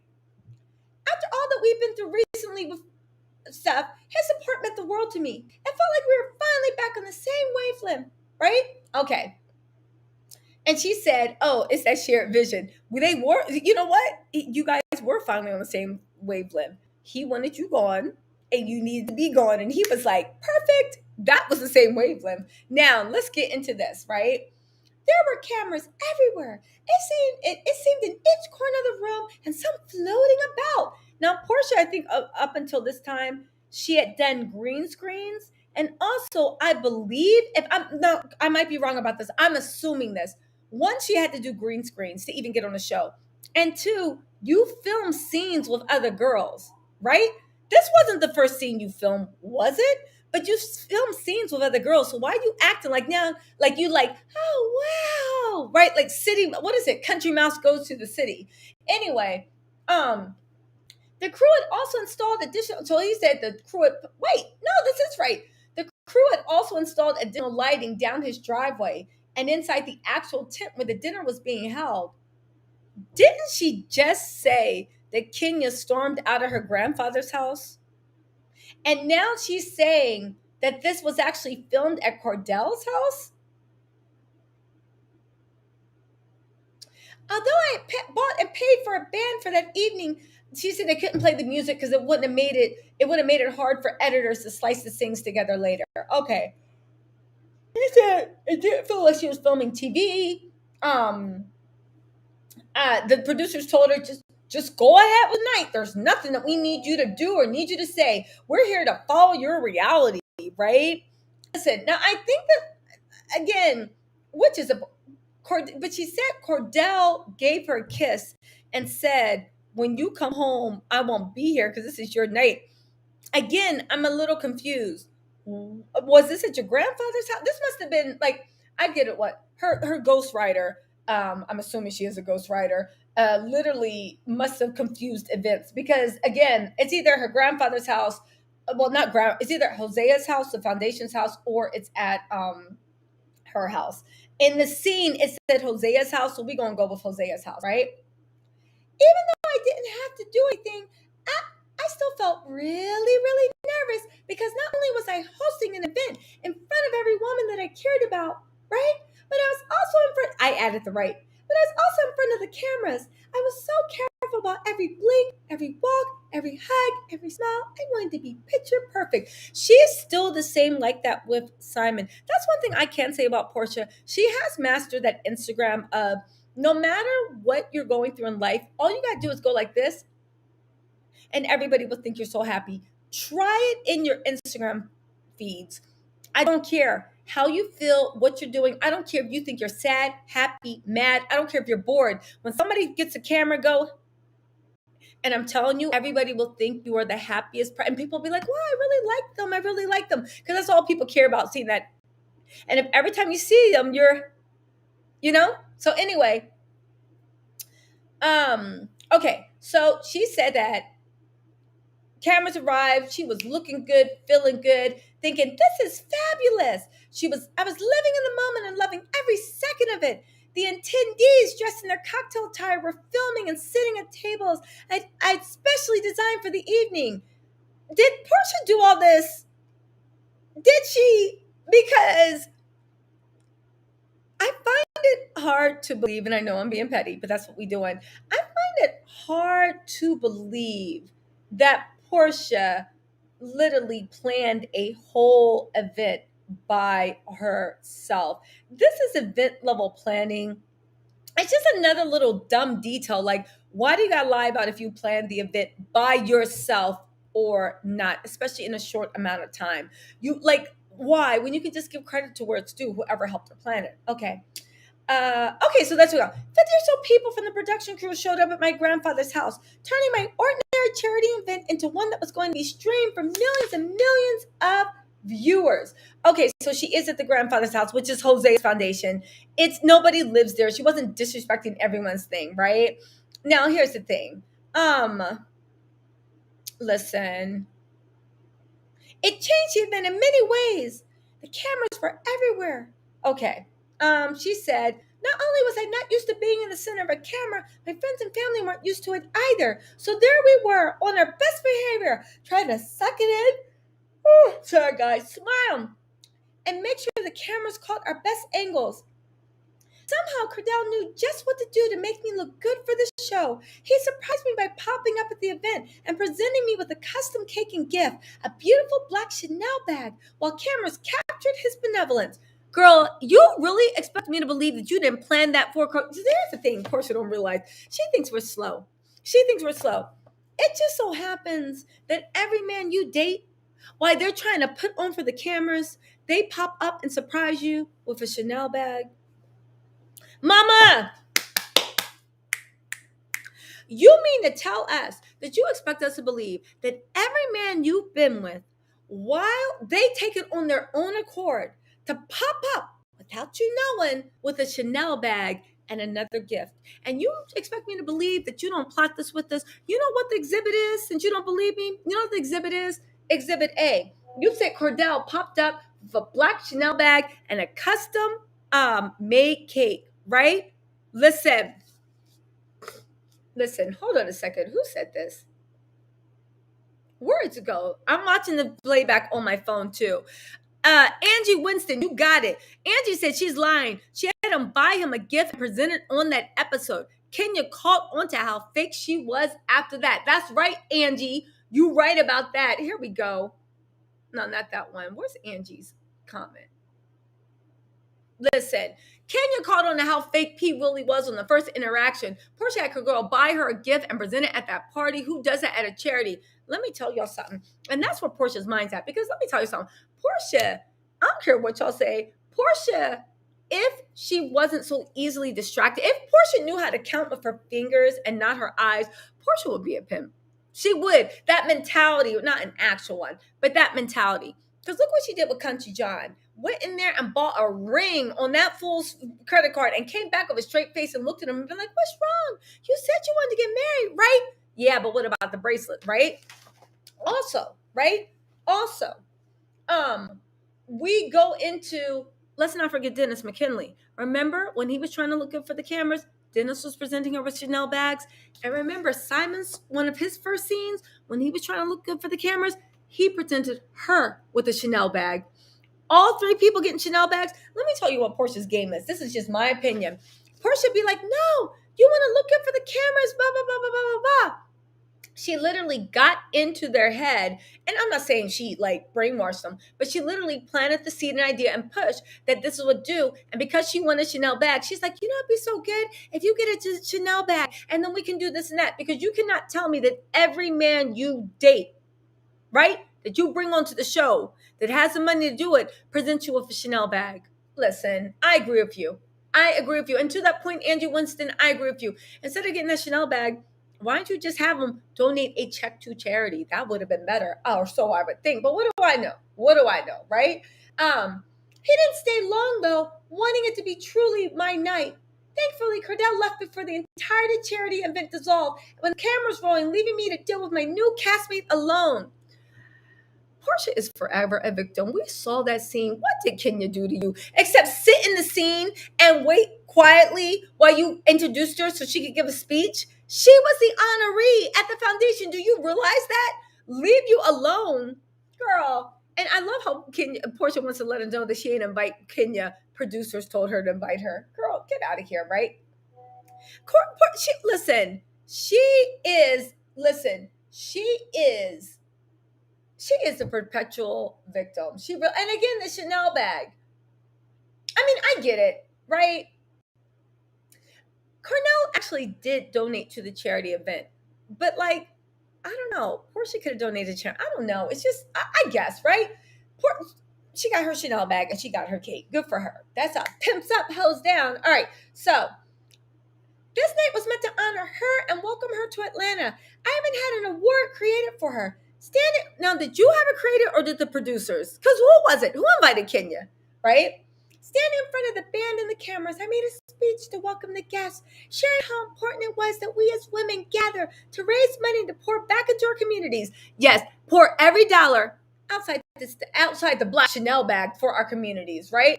I also wanted to use this opportunity to present this beauty queen with the award. Why you keep trying to degrade her into being right? Listen. Why did you keep anyway, whatever. I just want to announce that we do have Miss America here. I said to the women's in attendance, it was a total Freudian slip. My castmate's immediate side let me know I had gotten her title wrong. She was actually Miss USA. When I saw her face, I immediately said, I'm sorry, and continued on with the speech, hoping she would forgiving my slip. That is not what happened. You said it with attitude and you tried to play her. It's the same story she told when she got into a fight with that bully, isn't it? Remember she got in a fight with the bully and said she hit the girl, but the girl thought that she hit her on purpose. How somebody think you punched them on purpose? Anyway, she said, although I moved on from my mistake pretty quickly to save face, in my mind, I was so embarrassed. I could have died that I messed up her title. I could have literally folded into myself like a roly-poly, just rolled behind the band. Porsha is forever a victim. And this little, country mouse meets city girl, stop. She said she was that nervous, right? She didn't know what was coming out of her mouth. Maybe, but it's the way you handled it. Because Kenya, I remember, just said, actually, it's Miss USA. And Porsha stopped, looked at her, gave her a dumb look, cut her eyes at her and said, whatever, Miss USA, right? Porsha, you invited somebody to your event to honor them, and you got their title wrong, and they corrected you. Because there is a big difference. It's her life's work, regardless if you think it's big or not. And it is big, but it's still her life's work. Could you imagine, y'all, being invited to go to something that they're awarding you for whatever you do, your life's work, the thing you're most proud of, your thing, and you're on TV with cameras being broadcasted to the millions, and someone actually gets what you did wrong, right? They say, yeah, the favorite cook. Fine. You're just like, actually, I was an event planner. And then they look at you, ball their face up and say, anyway, and move on. Could you imagine how upset you'd be and how you would take it? I think, considering that, Kenya handled it pretty well. I do. But she's a beauty pageant girl. She's a pageant girl. She knows how to do that. But I'm just saying, could you imagine if somebody does that, right? Listen, she plays dingy to get away with stuff, and that doesn't work. She's a perpetual victim. Always, always, always, right? I eventually sat down at the table and we were sharing and apologized again. But then I realized, oh wow, she's not even accepting my apology. She really copped a whole attitude. Porsha, we saw, and this is what P. Willie, we saw the playback. We saw how ignorant you were to Kenya. Now, did Kenya overreact? That's a different conversation, right? But we saw that you actually did give her attitude and you did disrespect her. And if that was you, well, we already know what had happened. She would have been swinging. She would have been naked and bucket and ready to fight, right?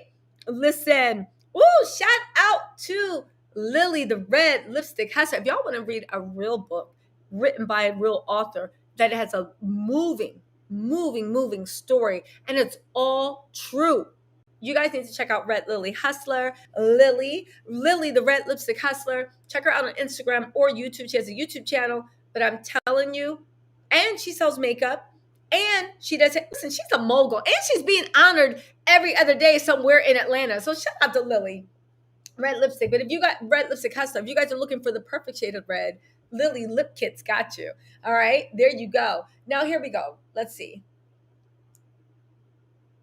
her entire energy had shifted.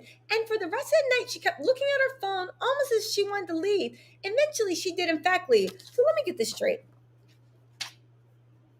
You started off this chapter, and again, Porsha's for the dum-dums. That's only going to read the first 2 pages, because honestly, the first 2 pages of the chapter are boring, so I can see skipped over, right? Let me know what you think, book club. But you literally told us that she stormed out of your grandfather's house. Now we find out that it was tense in front of the Hosea Foundation, which is the headquarters. She was an honored guest, and she didn't storm out, even though, in my opinion, from what I saw, you were super ignorant to her. Kenya's energy had shifted. She kept looking at her phone. But what did you care? Didn't you have a party to host? Why were you sitting there obsessively looking at Kenya? And you see what I'm saying? She, at the end of the day, in my opinion, this is just my opinion, I think Porsha was very intimidated and very jealous of Kenya, right? You think about it. Think back to the football chapter. Porsha said that they didn't think I was a regular black girl. They thought I was exotic because I had baby hair laid and a 30-inch weave, right? These are her words, not mine. She said, it sounds horrible to say, but so many men had told me that sadly enough, I began to believe it. So you didn't want to be like those hoes over there, right? When you were at the music video, you're different. You're sitting by crash table minding your business, right? You didn't want to be looked at as a regular black girl. With side note, Porsha, what the hell is wrong with being listen, regular black girls, stand up. Dab, right? Shout out to all the regular black girls, right? What's wrong with being a regular black girl, right? But you didn't want to be a regular black girl. You had to be exotic with the baby hairs and the things. And let me tell y'all something. No, what was this, 15, 20 years ago? Nobody was wearing baby hairs except for ghetto black people. Let's be serious, right? And listen, when I say ghetto, right? Listen, we all know that back then, anything that was not mainstream culture, they called ghetto, right? Now, the gag is, right, the ghetto culture they hate is running every fashion house, every beauty supply, and literally launched every social media person into the stratosphere, right? But I'm talking about the way they looked at it back then, right? The way they looked at it back then was you were either fitting in the mainstream or you were ghetto, which was terms for you were a regular black girl, right? You see what I'm saying? Right? I know the ghetto has negative connotations. I'm just trying to tell you where it was when Porsha wrote this, right? And the fact that you are saying that, but they did, and it's just like, why wouldn't they see if they didn't see baby? Who else wore baby hairs but us? And second of all, the 30-inch weave. And I was thinking, were you telling them that was your hair? Like, why would they? And who even says the fact that you got guys in your ear talking about you? Ooh, you exotic? This is Porsha's words. You don't look like a regular black girl. And she's like, it's sad to say, but people told me it so much, I began to believe it was true. Now, one, I said, you big dum-dum. Those type of guys will tell you whatever you need to hear. They think they see something to stroke your ego and they'll say it, right? But I say all this to say, who embodies everything that Porsha, when she was younger, and even last year in R. Kelly's bit, who embodies everything that Porsha said, right? Finding my voice. She's always been lacking in that. It's her own words. Kenya got a goddamn voice. Kenya got a megaphone, right? Who got hair down to their butt? Kenya Moore hair care. Who got those exotic Hawaiian silky edges? Kenya Moore, right? Now listen, we're not getting into texturalism. All hair is good hair. It ain't about that. I'm talking about the measure of what Porsha Williams sees as beauty. Kenya had it. Kenya was respected. She was very educated. She had a voice, right? Porsha got her chest done. No shade. Kenya's chest is natural, right? Kenya got hair down to her butt.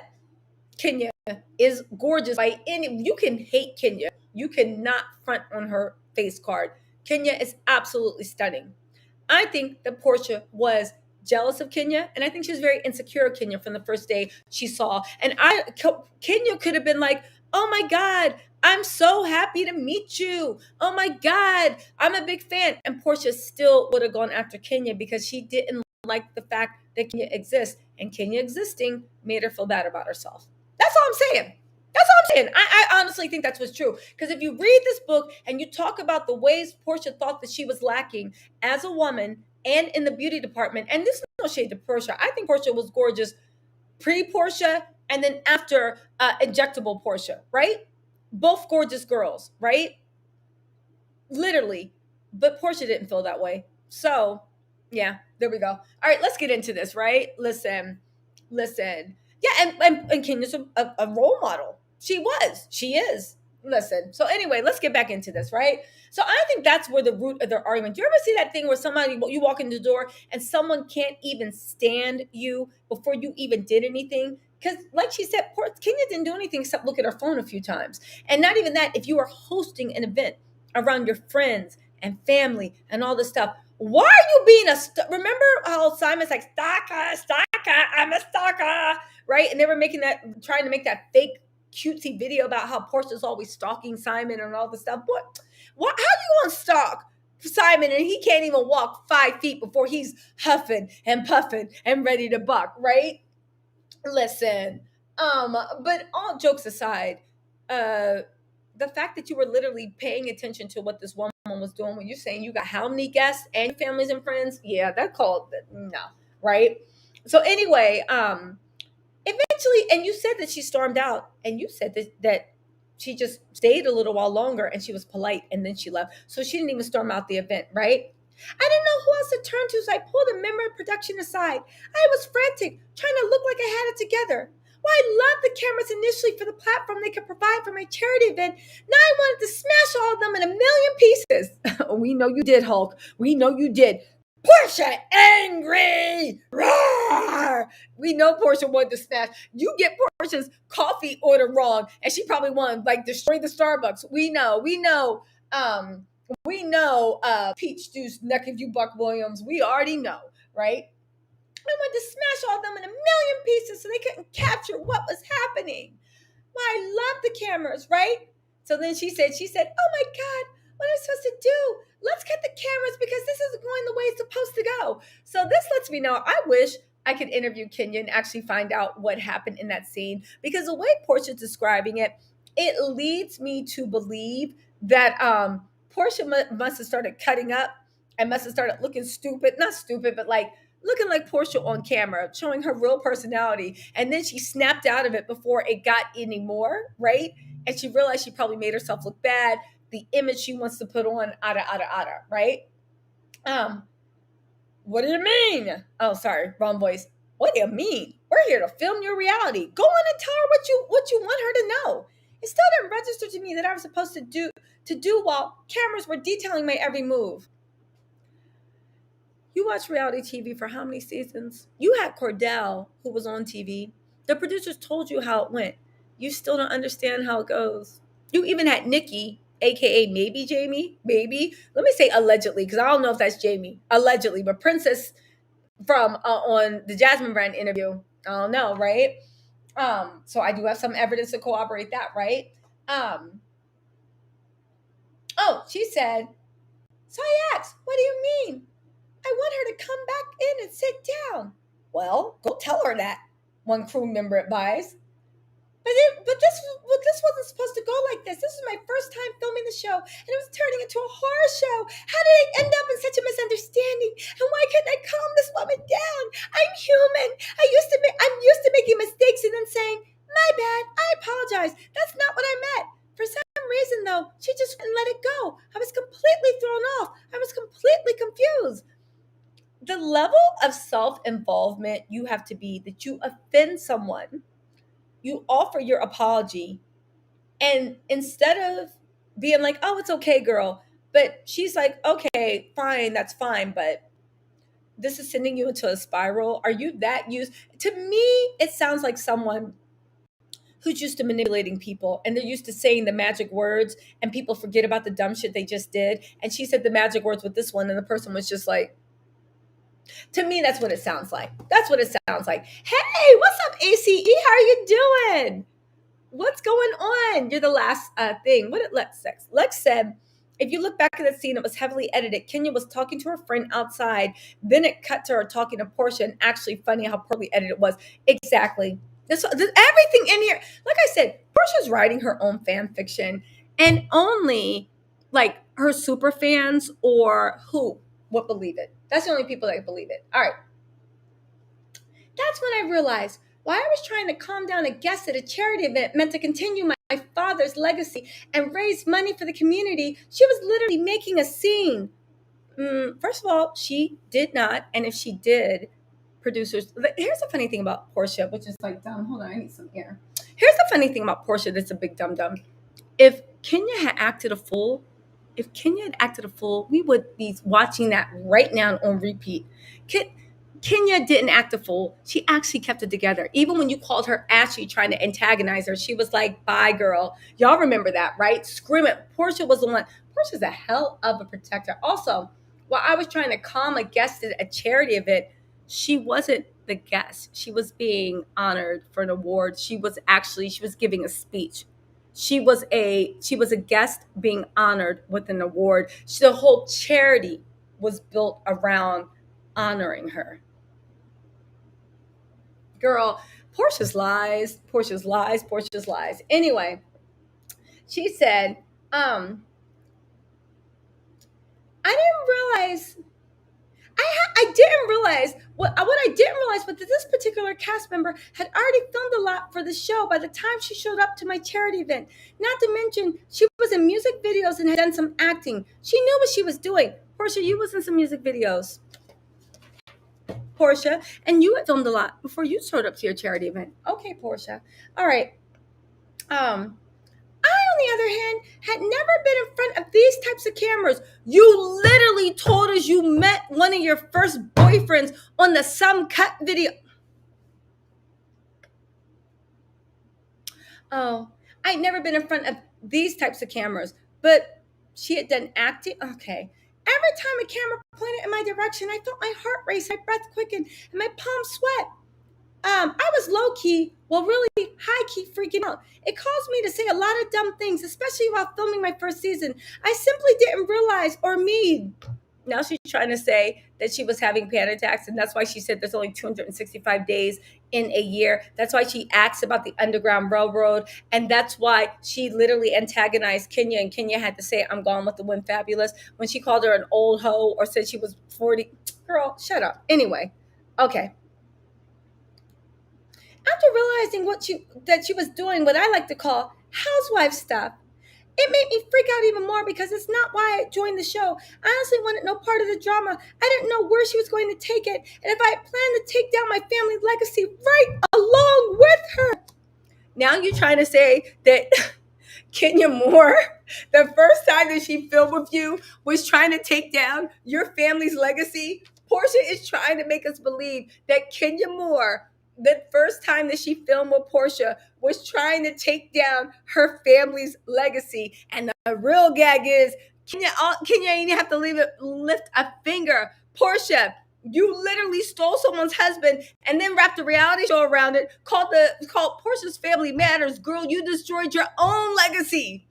Girl, and then had your family members on there acting a fool. You destroyed your family's own legacy if the family was actually even destroyed.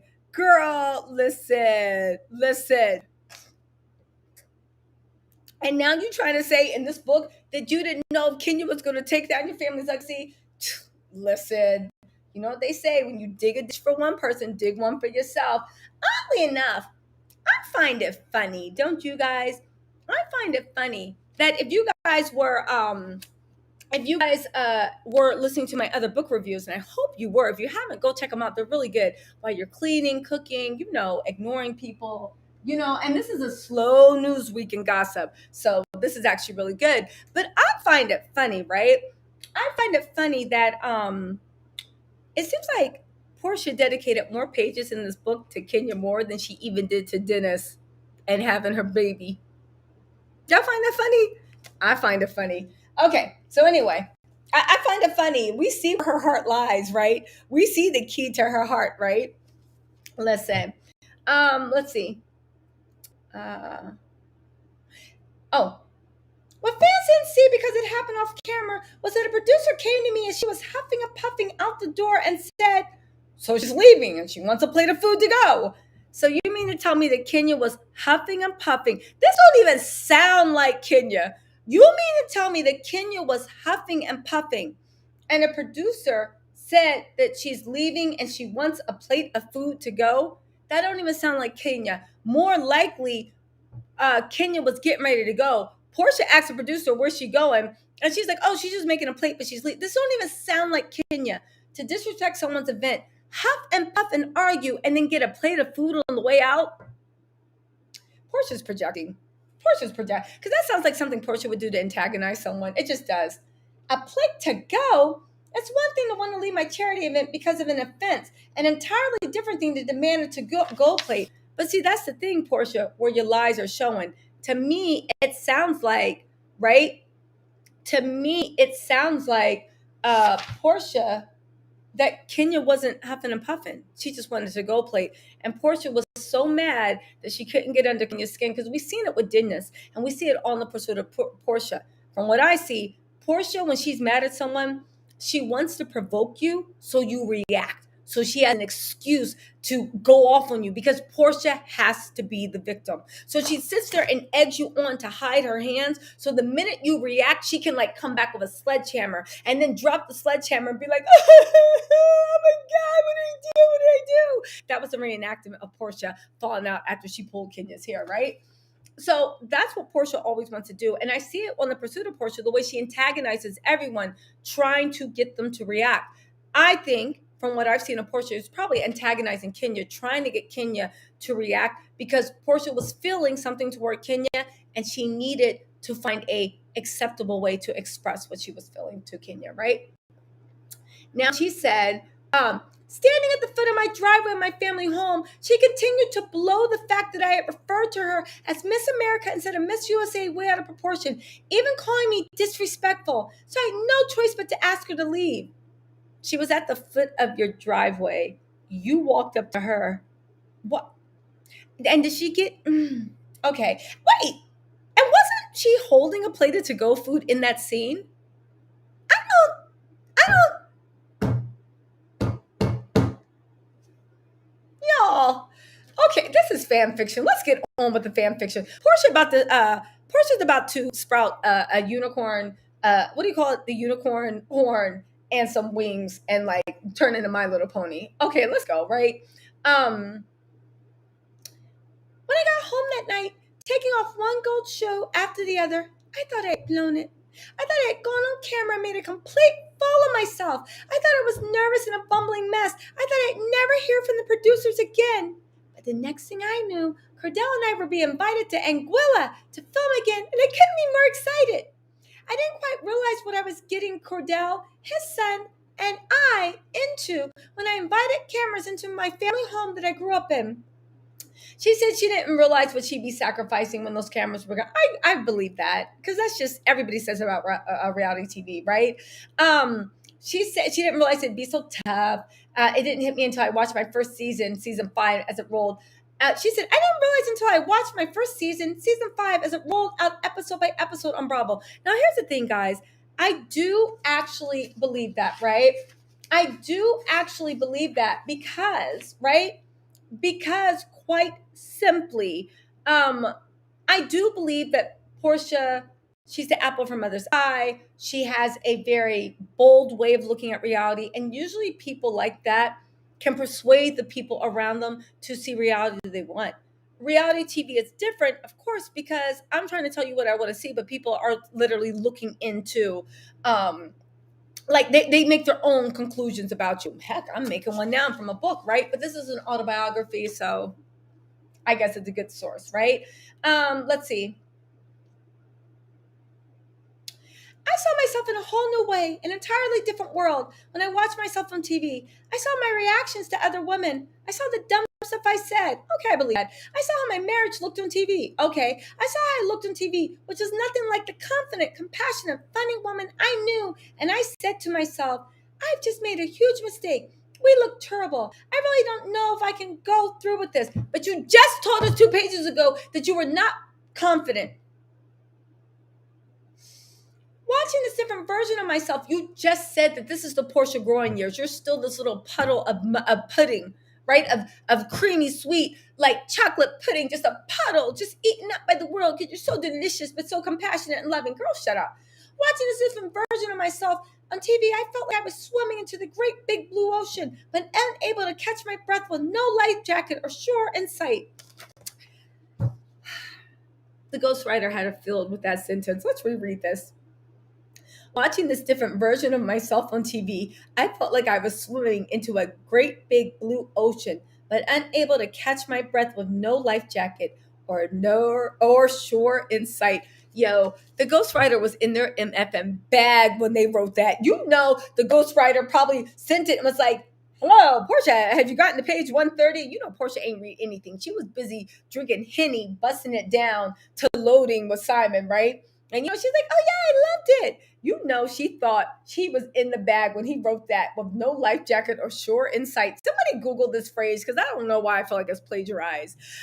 B, thank you so much for the super chat. Thank you, thank you, thank you. Listen, the ghostwriter was in his bag with no shore in sight. When I read that, I literally had to earmark that and was like, the great blue abyss. He's writing for Steven Spielberg now, right? Now, listen, she said, it didn't help that she was so new to social media. In fact, I literally just joined Instagram a few weeks after I started filming the show. I believe that. I joined Instagram when I started my YouTube channel. Listen, by the way, I have an Instagram, TisaTellss. TisaTellss on Instagram. I'll put a link if you're watching playback. My content's pretty good. You should watch it. Shut up for anybody who's trying to see on Instagram. Everybody else on Instagram is like, and it actually is, right? I used to go to my girls writing. I was used to my girls writing comments under my squared photo saying, "Oh, you're so fab. You look great. That food looks good. Congratulations to you and your husband." So when those comments turned more critical and at some points downright rude, I wasn't prepared at all. Now I believe her on that one. People are mean on Instagram. You should see the horrible things people write to me. And you know what I say? Bitch, I don't care. Delete, block, fuck out of here. And I don't know why Porsche didn't do the same thing. Listen, I know, not to make light of that, I know social media can really get into people's psyche. And I'm not saying that I'm stronger than anyone else, not at all. I think because I got into the Instagram game so late, and this is after me watching documentaries on how social media does this and that. I don't think I took it as seriously. I don't think it got into my mind as much as people that started it 10 years ago. You see what I'm saying? Right? It's like, and honestly, what am I saying? I only got 3,000 subscribers on Instagram. So it's not like I got a million people telling me, "You suck." So that might be it too. But you weren't prepared. Girl, if you don't start screening your content, listen, the only contents that can be on my channel is saying, "You're beautiful. We love you. You're so smart." And I'm like, yes, yes, yes. I love that song. Turn it up and listen to this all day, right? Listen, listen. Now, here's the thing, right? Oh, thank you, B. B said because I'm grown. I don't think it has to do because honestly, sometimes, anyway, it doesn't matter. We're not talking about me. We talking about this fan fiction. Let's go into this, right? Every person's comment that I read felt as if they were saying it straight to my face, and they were fighting words at that. Girl, you could say, "Welcome to McDonald's. How may I help you?" Those are fighting words to Porsha. It's funny how her real personality is coming out. Those were fighting words. Girl, everything is a fighting word, right? Even though I often didn't know the people behind those hurtful tweets and Instagram comments, their type words cut deep and stayed with me long after I stopped scrolling. Okay, this is common of Instagram, especially when you're not grown, right? It was a shock to my system, an emotional shock, shaking the very core of who I was or who I thought I was portraying. Now, here is actually a little bit of truth. Shaking the very core of who I was, or, and this is very interesting, who I thought I was portraying. You guys, the dissonance, the cognitive dissonance to actually write in a sentence. Now, this could be her ghostwriter being in the bag, but to actually write a sentence saying, "It was a shock to my system, an emotional shock, shaking the very core of who I was or who I thought I was portraying." How can you be portraying a phony? See, here's the first thing of acting they teach you, right? You need to have a mental wall you can put up where you never really show the true you, right? And Porsha is a great actress. She said she wanted to be an actress, so she should know this. There's a mental wall that you have to put up, not when you're around your loved ones. People think like, oh, you're an actor. Yeah, you're always like, no, that's not it. When you're around your loved ones and your friends and family, you're chill because you have to put that wall up to produce, right? When you say, hey, hand me a Powerade, right? You're not quoting Shakespeare, so you're not putting on an act. You really want that damn Powerade. But when you're on camera, you literally are putting on a show. So you need that wall mentally that you can put up immediately where, yeah, you might be portraying Tisa, but you're portraying a version of Tisa. You're not giving them the whole Tisa. It's a version of Tisa, right? This is just acting exercises they teach you. So when you create a fictitious self that you're playing, you could be playing the role of a drug addict, right? Is Tisa on drugs? No, but I'm playing the role of a drug addict, right?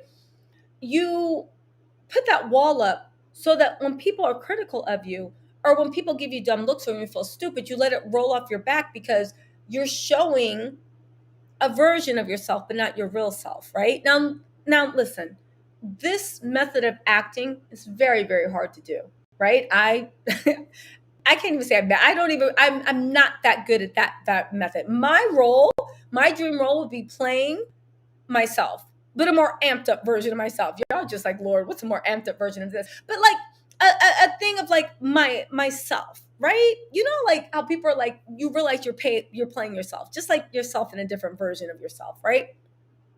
So this form of acting is very, very hard to do because at the end of the day, right, you have to be cognizant that you're portraying a different version of yourself, that you're putting on a front, a mask, right?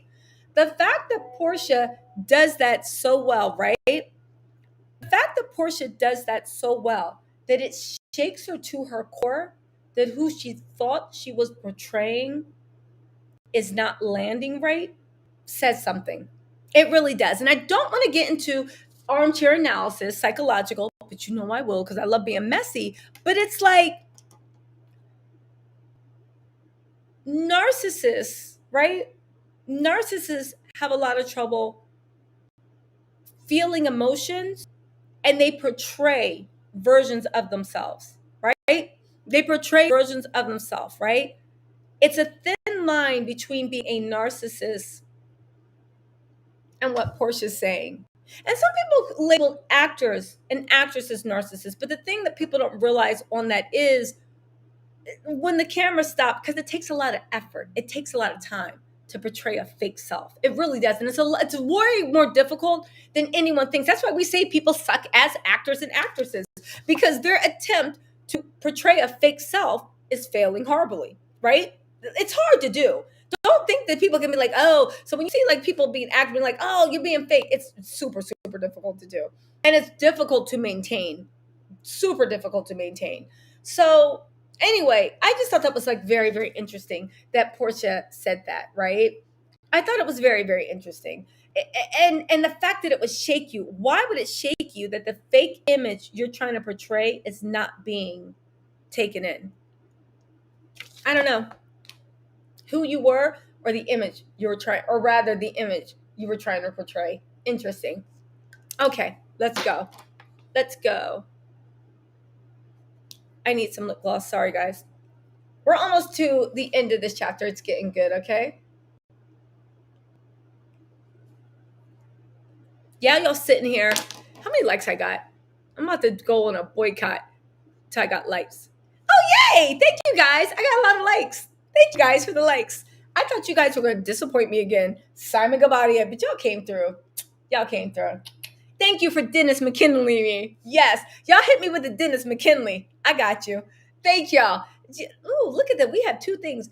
Either you've been Simon Gabadia, or you've been Dennis Mckinley. Thank you for Dennis Mckinley coming through in the clutch, saving the day. I appreciate that. Okay, so there we go. Let's go. Right now, where were we? She was talking shit, lying. But what sentence? Oh, oh. In front of those cameras, I thought I was presenting an ambitious young woman.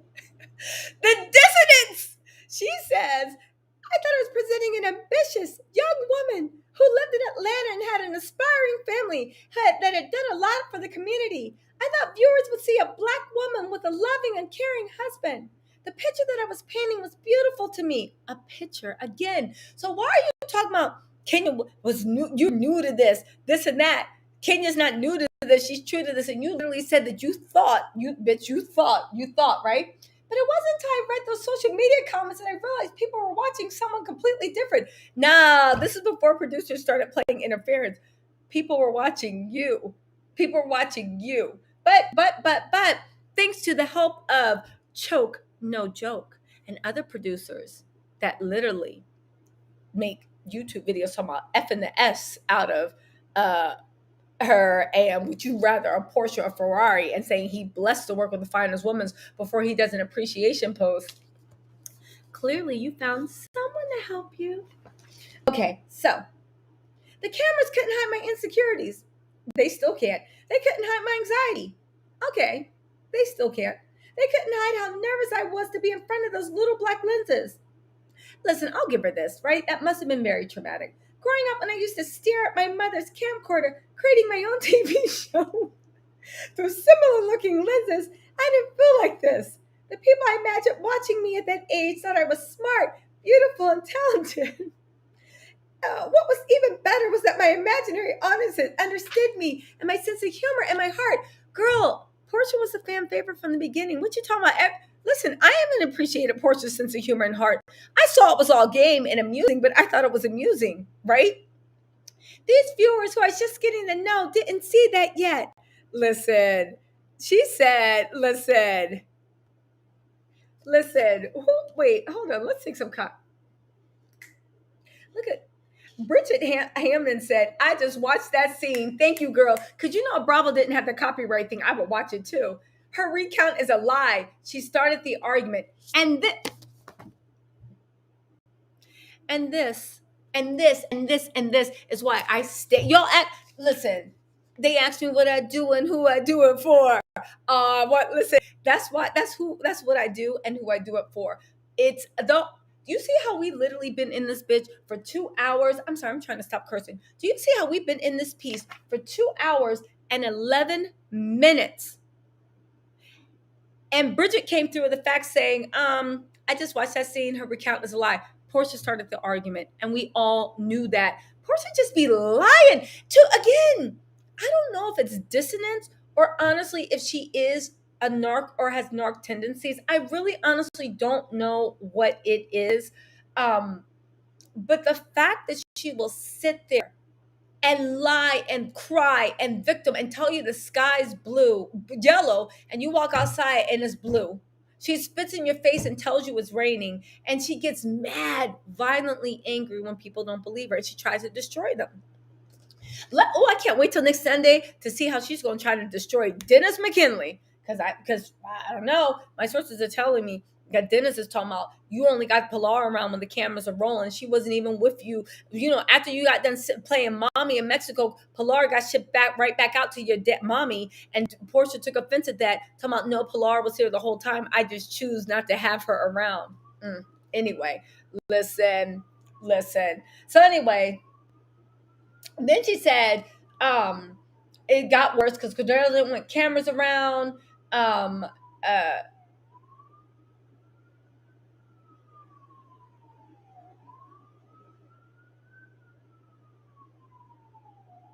Okay, so then she talks about when she had another event with Hosea at the Hosea house, right? At the Hosea home. Now you see how when she talked about Kenya, you see how Porsha is so good with words. My grandfather's house. So people be like, why would you disrespect this grandfather? Now it's the Hosea's home. Now when it's talking about she's supposed to have an event with Nene Leakes and Cynthia Bailey, Nene was going to be talking about the Twisted Hearts Foundation against domestic violence, and Cynthia was about to watch the Bailey industry, and she wanted to talk about Hosea feed the hungry and homeless. She said she couldn't hide how excited she was to welcome them. Especially, she's geeking out. She watched them on Sunday every day for like her whole life. Right? My heart began racing as I watched the Real Housewives OG the woman who literally started the show, and her model best friend Cynthia stepped out of a white Range Rover. When the lady showed up that film that day with those cameras in tow, planning to capture her every move and facial expression, I clammed up a bit. Now, she talks about how she didn't have shit to say. She never met them before. She wasn't sure what to expect. She didn't know if they'd be nice, if they'd be mean, da da da da da da. And she said she could still hear Nene say, "Nice to meet you," when I opened the door to my grandfather's home, because we hadn't really met until then. But that's not true. You guys had filmed before then. Girl, I can't. They talked about Hosea Feed the Hungry. She said, make sure to get your facts straight, because this is your family's charity. This is your family legacy. The last thing I wanted to do while millions of people were watching was mess up how they could support us. Y'all, somebody write this on the Porsha Family Matters. Do they have an Instagram page? Somebody listen. Okay, I see you guys in the comment. Okay, listen. Okay, so maybe, I don't know. Let me get the timeline right. Okay, so let's just take her for her word. Maybe she didn't meet Nene and Cynthia there. It seemed like the way they showed the Real Housewives that she was there from the beginning, but I don't know, right? I don't know. It seemed like she was there from the beginning there, though, right? Or at least had played catch up on scenes, right? She talked about how nervous she was. She said, I knew how to string words together so well. It felt like I could preach the gospel, minister to people, and bring them closer to God. Y'all remember when she was doing anti-LGBTQ? Y'all remember that? Yeah, I remember those words bringing them closer to God, right? So it didn't make sense. And so it didn't make sense that once cameras turned on, the words felt like they were slipping through the palms of my hand, and all I could do was watch gravity pull them in the ground, scattering them. How are you giving more time to Kenya and Cynthia and all these people than you are to like the birth of your daughter? And I don't care. Listen. Okay, fine. So where'd it go? I was telling Nene, okay, she was telling Nene about Thanksgiving Day, blah, blah, blah, blah, blah, blah, blah, blah. Oh, here's what it is. Porsha's playing damage control. So it really bothers her that people think that she thinks there's 265 days in a year. She's talking about how nervous she was, can't get the words out. I said 265 days a year, and I didn't even flinch when I said it. I didn't even catch myself. I didn't even realize I said 265 instead of 365. It was so embarrassing. Oh my God. I watched in my bedroom by myself months later when the episode aired. At first I thought, wow, I look so confident. I'm really representing my family well. But why didn't you think you looked dumb? Because everybody laughed at you in that scene. And also, Porsha picks weird things to be upset about, because I'm going to be honest with you. Listen, I'm dyslexic. I have ADD. I mean, I got through school. I'm super educated. Don't try me on that. But I will say, like, who cares? Like, okay, fine. You said 265. Porsha laughed at it, but it's just funny the way she was holding all this stuff inside. Let's see. Okay. I was bombarded by hurtful messages on social media. Some were calling me dumb. Y'all call me dumb all the time. Who cares? Others were saying I was a disgrace. Okay, that could hurt. Where did this girl come from? I felt so crushed because a true slip of the tongue caused people to seriously question my intelligence, my character, and who I was. Okay, that wasn't fair, and I'm sorry for laughing, but this seems like the chorus of me and my friends when we were watching it. Someone said dumb, someone said disgrace, and I was the person saying, where does this girl come from? Okay, she got that down. Okay, fine. It really did hurt my feelings. I hurt so bad that I broke down, crying hysterically to Nene and Cynthia on the three-way call, screaming, I can't do this. I don't want to do this anymore. What is happening? People don't like me. People are calling me names. People are being downright cruel. The ladies knew what it felt like to be misunderstood. Nene said, it's okay. It's your first season. Everybody goes through this. Cynthia, she's right. Everybody goes through this. But Porsha, you're built for this. You can do this. That's why I picked you. You know how many women would kill for this job? They chose you for a reason. That's true. Nene and Cynthia literally had to talk me out of leaving the show that day because of the online harassment, and I'm thankful they did. In fact, it always seemed that Nene in particular was there to either calm me down, or give me true tea throughout the ups and downs of my first season. Well, we see we see that Nene must have given her a lot of advice because listen, a lot of advice. Even the way Nene's doing that in the Lounge, and Porsha and Simon are trying to act like they literally own American Cut in Atlanta. Let me write down to make a video about that. Hold on. I have my little idea notebook. Hold on. Because it's so funny. Now that they were at the Lanithia Lounge for Nene's birthday, let me tell you what copycats these people are. And also, they're psychotic and liars. So remember when Nene, I'm going to make a video about this. So if you see the video, y'all better not be in the comments being like, you already talked about this. Yeah, and we talk about it again, right? I will say that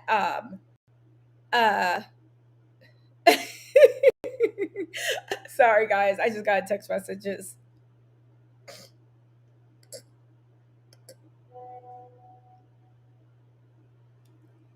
Let's see.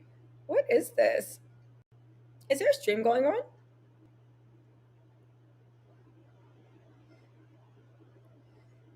Let's see. Hold on 1 second.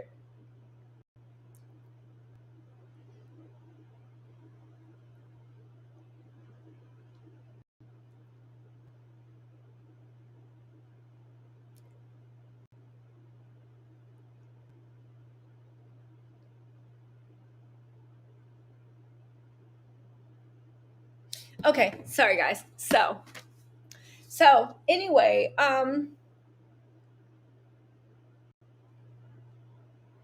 sorry. Yes, I got an idea notebook. Hold on, where is it? You guys said, oh, Tisa, y'all know I'm always, y'all know if my family or my boyfriend texts me, I'm answering the text. I'm sorry. Let's see. Okay. Lex said, does she talk about the Underground Railroad in this book because it was so cringy to watch? I'm Mexican and learned about it in fourth grade. Lex said, I'm Mexican. I learned about it in fourth grade. Yes, we all did, right? We all did. I mean, some of us learned about it earlier, but fourth grade, I think, is the maximum for anyone educated in the American school district to not learn about the Underground Railroad, right? Anyway, let's get into this, right? Let's see. No, she did not talk about the Underground Railroad. Or maybe she did. Hold on really quick. Let me get through, right? Oh, now she did say, oh, that's the thing. So when Nene, she talked about she followed Nene's lead. Do y'all remember after, I think it was after they went to Nene's birthday party and Nene posted a picture and they saw how big the Lanithia Lounge was. That's when they'd already posted a picture of them at American Cut, and the poster reposted a picture at American Cut, or was it Simon being like, we're owners? And that, let me tell y'all something. Simon ain't an owner of shit.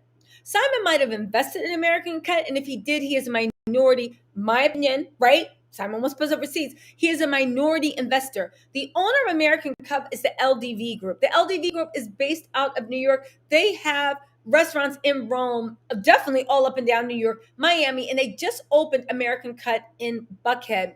The LDV Group goes and they open restaurants. They let people invest in, not their group, but they let people invest in that restaurant. They are always the owners. From a tax and a legal standpoint, or even a common sense standpoint, right? If there's a restaurant that's open, right? And I open the restaurant and it's my girl and I'm ownership, right? I will actually say, hey, does anybody, because local owners, does anybody want to come in on this? They will never let you come in on it enough to actually be called an owner. You are an investor for legal and for tax purposes. If you are an investor, right, you only pay taxes on the money you've put into the restaurant. If you are an owner, you get to write off all these shared expenses and this and that. Even for tax liability, they treat owners and investors different. The profits you get as an owner and an investor are different, right? He is an investor and he has a minority share. They invited anyone that wanted to invest in that restaurant. As long as you weren't in jail, you could have invested in the restaurant. You can actually contact them now and say, hey, can I throw my money into another venture? That is fine. But for them to be sitting there, and it's a small ownership. Please don't act like they own 30% of that restaurant. Please don't. The fact that they are sitting there again on Instagram. Same thing when you bought, right? Listen, listen. Same thing, right? Listen. Same thing that you literally, how can I say it? It's the same way I own stock in Apple, and I'm going to sit there and say, like, hello, my company would like to invite you to use our new iPhones. We've just released our iPhones. Listen, Simon doesn't run shit at American Cut at all. And Simon could pull his money out today and the lights would still be on, everything would be good. The fact that they are still sitting, right? The fact that they are sitting there trying to front to everybody that they own that place, right? The type that they're trying to front that they even have any type of owning majority, or they've invested any significant amount of money that would lead to them having ownership. It's the same way somebody sent me this thing about how Porsha had like posted a picture saying, who does this look like? I'm a work of art for a house. And she's leading everybody to believe that Simon got a custom print, a custom made picture for her. When girl, anyone that's been to Cuba or Africa or any Caribbean country knows those pictures they sell where there's a template for a woman. One person, I could actually show y'all pictures. It doesn't matter. The point is, it wasn't an oil painting. It wasn't commissioned. You got it just from like a travel. Let me shut up. Anyway, you ain't got to lie to kick it. That's the moral of the story. You don't have to lie to kick it. But we see from this, it's very, very important that she exaggerates her importance, because I guess she feels like for herself, she's not important enough. That's all I can say. That's the only thing I can see, right? Listen, that's the only thing I can see. Listen, B said, Tattle Tells, don't burn me at the stake, but I feel Porsha had so much potential. Listen, that's the funny thing, B. I'm not burning you at the stake. I agree with you. But prior to the Simon thing, listen, I love Kenya, but I like Porsha too. I like Candy. I thought they were all important to the show. They entertained me. When it wasn't negative, it was super entertaining. After that shit that happened, and I started looking into it, and the facade fall, and like you see somebody's then it's just like, okay, I can't get behind this. But I will say, she does, and every day is a new day to do better. Like seriously, like every mistake, it's a new opportunity. Every mistake, it's a new opportunity to start fresh. Porsha has had 9 lives at this point. And you know what? Even with the Simon debacle, it's a new opportunity for her to reinvent herself in a very authentic, very endearing, very charming. It's an opportunity to make us, the viewership, fall in love with her again, right? But it ain't gonna happen as long as she got that man hanging around her neck, literally. I'm what Because you know what, this YouTube is gonna be popping when that shit finally dissolves. I'm not wishing bad on anyone, but I have 2 eyes. When that shit dissolves, I'm just saying. I'm just saying. If it dissolves, let me stop. If it dissolves, if it ever dissolves, ashes to ashes and dust to dust, right? Ashes to ashes and dust to dust. Listen. Okay, so here we go.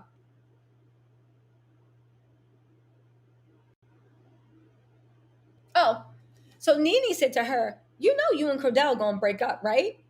She told me during one of our conversations, excuse me, I said, completely offended by the suggestion. I didn't care who she was. She wasn't gonna sit here and tear down my marriage. No, seriously. I don't mean any harm, but the show was, I know y'all love my Nene's voice. I get a Nene vibe, but the show is going to change your marriage. Mark my words. I'm not telling you what I heard. I'm telling you what I know, Porsha. Now listen to me. She said in her signature Nene twang that I'd fallen in love with during the season 1 of Real Housewives. You want, listen, you on this TV? Oh, no, now listen. This is a lot. This is important. This is important. Y'all listening? This is advice Nene gave her. She said, "You on this TV show, right?"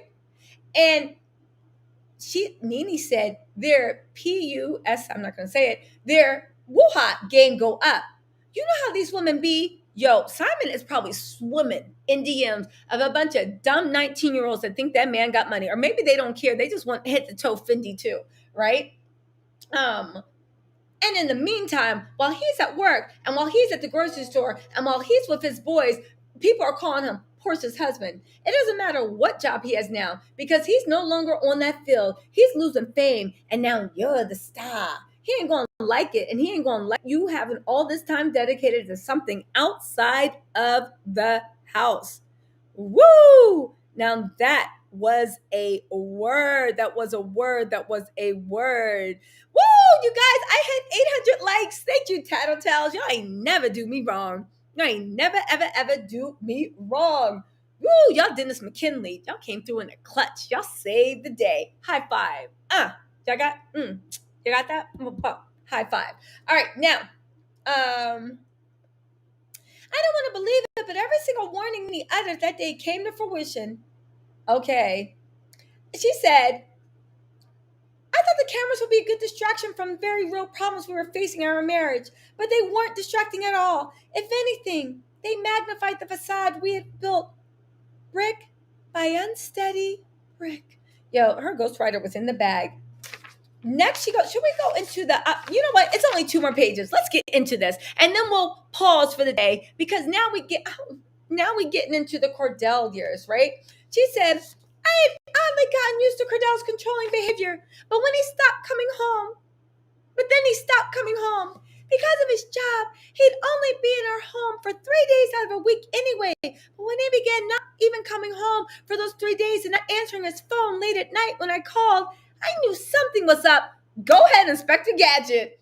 Especially because I texted that I was calling about his son, and he called back immediately.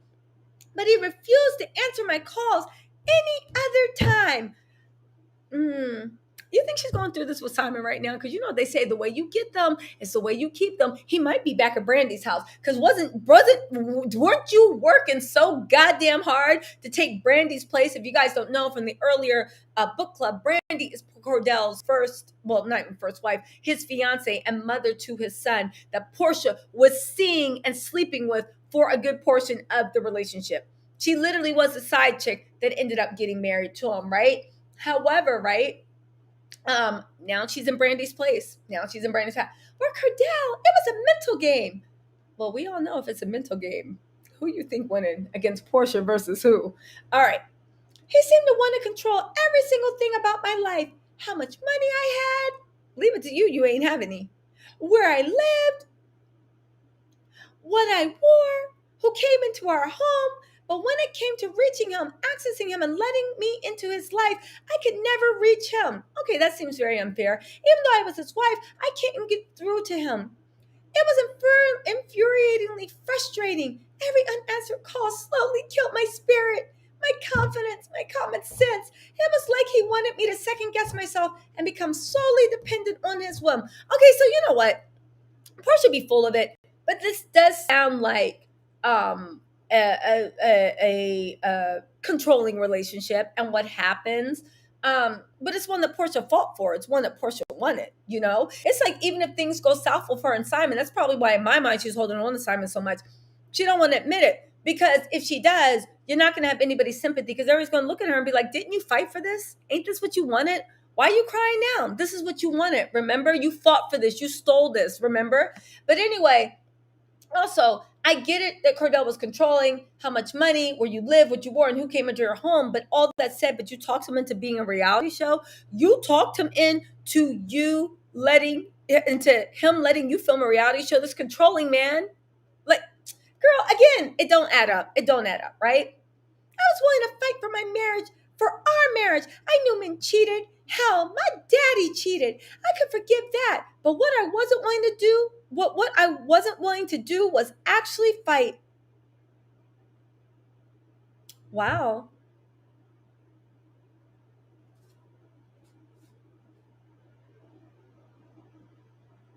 So yeah, we'll end it there.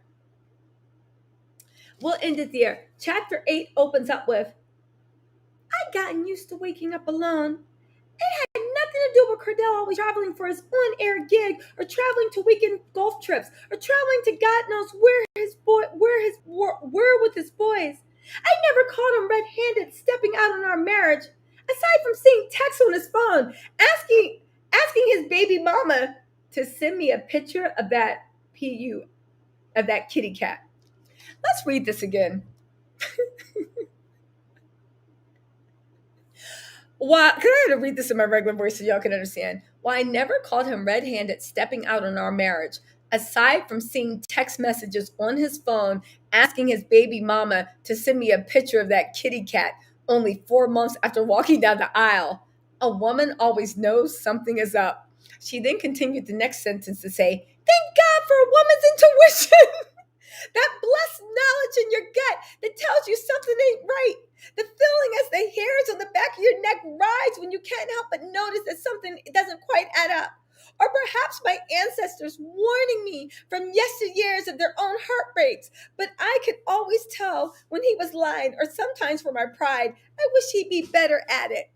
She said the ancestors were warning her from yesteryears of their own heartbreaks. She said the hairs of her neck would rise up till she couldn't kept notice that something wasn't quite adding up.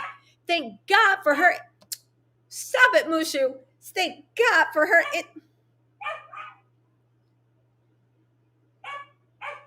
Mushu is being taken care of, but when she hears my voice get loud, she wants to come into the living room and play with me and Thermi. She's jealous of me and Thermi. Mushu, stop. My love for Thermi. So anyway, she said, right, that she had, can you get Mushu? She said, thank God for the woman's intuition, right? To send that, aside from the text messages on his phone, asking his baby mama who she's trying to degenerate is Brandy, his ex-fiance and mother of his son, asking his baby mama to send me a picture of that kitty cat. And he actually he used the P word. Y'all, Princess Meatballs is literally quarantining. Listen, I am telling you. I'm telling you. Yes, exactly. Princess Meatball, and her name, she's been renamed. She's now Princess Mushu. I like it. It's better. When you see her, it's like Mushu from Mulan. Mushu. Princess Meatball Mushu. That's her new name. Brandy is Cordell's Latavia. Brandy is Cordell's fiance. Cordell was engaged to the mother of his child when he met Porsha. Porsha then, in her own book, admit that she went on to be his side woman, playing her position until he eventually left Brandy and asked her to marry him. And get this is in the book. When she accepted the marriage proposal, he gave her Brandy's wedding ring. She was literally wearing that woman's wedding ring for the months that they were engaged before she finally got a different one from Cordell. But she was fine to actually wear that woman's wedding ring. Porsha's out of her goddamn mind. That's who Brandy is. And again, when they broke up, she wore that woman's wedding ring. He took the ring back. Brandy gave him the ring back, and he took that ring and put it on Porsha's finger, and Porsha knew, and she was fine wearing it. And she said she just didn't know how to speak up in her voice and say she didn't want that woman's ring. And I said, you know what? I don't believe that. Because like Porsha said, she probably licked that ring. That probably made everything better for her, probably heightened every sensation. That was probably the biggest thrill she had, living there, laying in bed with Brandy's husband, rubbing and kissing on her while she had that woman. Porsha is literally on some Lifetime movie shit. Can you imagine your fiance cheating on you, leaving you for the side chick that played her position, and then that woman is going around all of Atlanta wearing your old engagement ring? That's a Lifetime movie. I don't care what y'all say. That is a Lifetime movie. So for all y'all asking who Brandy is, if you guys looked at the Cordell chapter, we actually talked about Brandy, how they met, and all the low down stuff that she admitted to doing. But don't worry, she's not sorry. She didn't apologize to Brandy. All she said was God told her that Cordell was the man for her. This is the same God that then told her that Cordell was the devil to leave. This is the same God that dropped Simon Gabodia in her lap, or so she says. This is the same God. Same God. Same God. Same God. Listen. That's some Lifetime movie stuff. I don't care what y'all say. I don't care what y'all say. That's some Lifetime movie. All right, listen, you guys, we're about to get out of here. But before we do, I want you guys to let me know in the comments, or just keep it in mind. Oh, T said, did you just say heightened every sensation? I'm telling you. you can't tell me she was not on some, listen, you know how the Lifetime villain, where after they like cut the woman's brakes and she goes off the cliff and the girl moves in with the family and becomes new mommy, and she puts on the woman's clothes and cuts her hair like the woman, and then like the kids are like, Dad, I don't know about new mommy. Oh, and she even got a man that refers to her as new mommy. This is oh my God, Portia's living a Lifetime movie. This is a Lifetime movie. New mommy, wearing people's wedding rings, assuming the things, taking pictures, going to the same things and taking the same pictures. Y'all, Portia's in a Lifetime movie, and she's the crazy one. Spoiler alert. Yo, she's in a Lifetime movie. So listen, y'all, Tattle Tells, I want you guys to let me know in the comments when this live is over, if you're watching some playback. Do you guys want me to start reviewing Real Housewives of OC? I put a few filler videos out there. Y'all don't seem to give a damn. Does anybody watch that show? Because I want to review it, but I also want to like get my views up, right? I want to review Real Housewives of Miami. I definitely want to review that. And also, there was something else I had to ask you guys. Real Housewives of OC. Oh, do you guys want me to start going live? Have like a day or two every week where I go live, come rain or shine. I mean, outside of like, if I have to fly or somewhere. But would you guys like live days that happen like every Tuesday at a certain time or every Thursday at a certain time? Or do you guys just like me popping up whenever there's news? Let me know in the comments, and also let me know in the chats, right? Oh, yes. Lily, Red Lipstick Culture Lily told me about selling Tampa. I have been looking at selling Tampa. It is so good, you guys. Do you guys want me to review selling Tampa? I'm also thinking about reviewing Married at First Sight. Married at First Sight. I'm thinking about doing Married at First Sight. I'll be honest with you, I watch Married at First Sight, but I did see Niecy Dixon's post that she's doing, like, there's a show coming on tonight that's like the matchmaker thing, and then the new season starts January 6th. So I think I actually might review the new season. But let me know if you guys are interested, because at the end of the day, I can come here and run my mouth. I can come here and talk trash. We can do more book clubs. There's Makeup and Mess. There's a lot of cool things that we can do, but I really want to know, like, what are you guys feeling for 2022? Like, let's take a little Tattle poll. What are you thinking, right? Yeah, selling Tampa is really, really good. You like pop-ups? You said schedule a date and time. It would help build your viewers. Do you think so? Maybe I will start doing that. You love? Listen, who's been dragging selling? I think selling Tampa is so good. It is really, really good. Listen, you're more interested in Miami than OC? Married in First Sight? Okay. I do think selling Tampa is better. Okay. So you guys are definitely on selling Tampa. So maybe if I do, OC and Miami are fun. Oh, thank you, comment thread. I appreciate that. Married at First Sight. Okay, we got that. Women Who List ATL. I gotta watch that. I haven't seen that. Oh, once a month movie review. That's such a good idea. I would love to do a once a month movie review. Let me write some of these ideas down. This is really good ideas. Hold on, guys. Sorry to make you guys do this. But yeah, I have a couple of good videos coming out. They're going to be me talking trash, but we're going to do other stuff too. We're going to do a movie review. We're going to do book reviews. I got to find another funny book. I was going to do Will Smith's book, and it's so good. But you know what? I'm going to do it anyway, because it's like very inspirational. It's really, really good. We'll do a book review. We'll go Married at First Sight, selling Tampa. And we'll also do... Okay. Also, you guys, just to let you know, I am going to be talking trash, but you guys know I have my membership. It is $4.99. You can cancel at any time. Look at me doing my little infomercial. But I swear to God, Tattle Tells, let them know the tea I drop is exclusive. It's good. It's new, and it's messy. Listen, if you enjoy me having my foot on people's necks, if you enjoy me literally coming through with old school tea and gossip, and literally, listen, I know a lot of people are like, oh my God, you got to be polite. You never know. Like, blah, blah, blah, blah, blah. Listen, I don't care about all that. All I care about is you guys and making sure you guys are happy and making sure you guys are doing it, right? Oh, you heard Dennis might be getting a spinoff centered around his businesses. Porsha and Simon would be so mad. Fallon and Dennis on shows would drive them crazy. Yo, listen.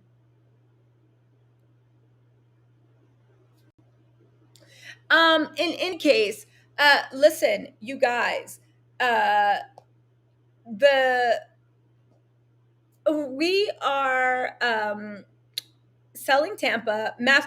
Sign up for my membership. It's $4.99. You can cancel at any time. It's a great way to support the channel. And as my titles can tell you, nobody is ever mad about it. Everybody loves. They definitely feel like they get their money's worth. And it's a nice try to vibe. Right now, there are archives you can listen to. If you guys like long listens that you come back to all this stuff, you guys definitely have to check it out. They are super long, super fun. You can come back to it.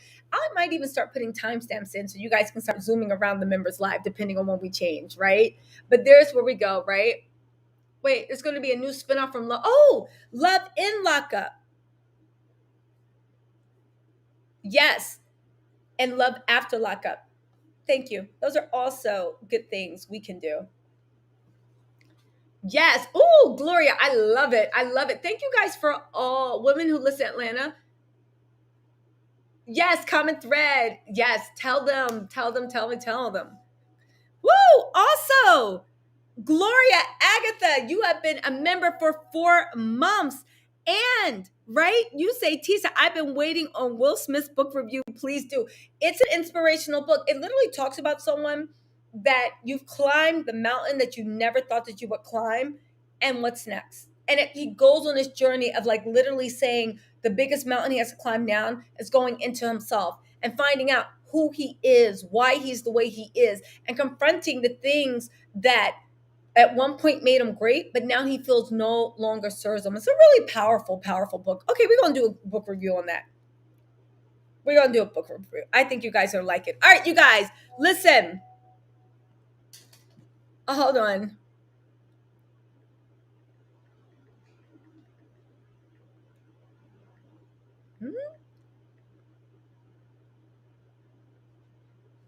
And as you guys know, I already had it scheduled like last week or the week before, but something happened and I had to push it back. So it's back on. Like Agatha said, Agatha, you're the only person that remembered I scheduled it, but thank you.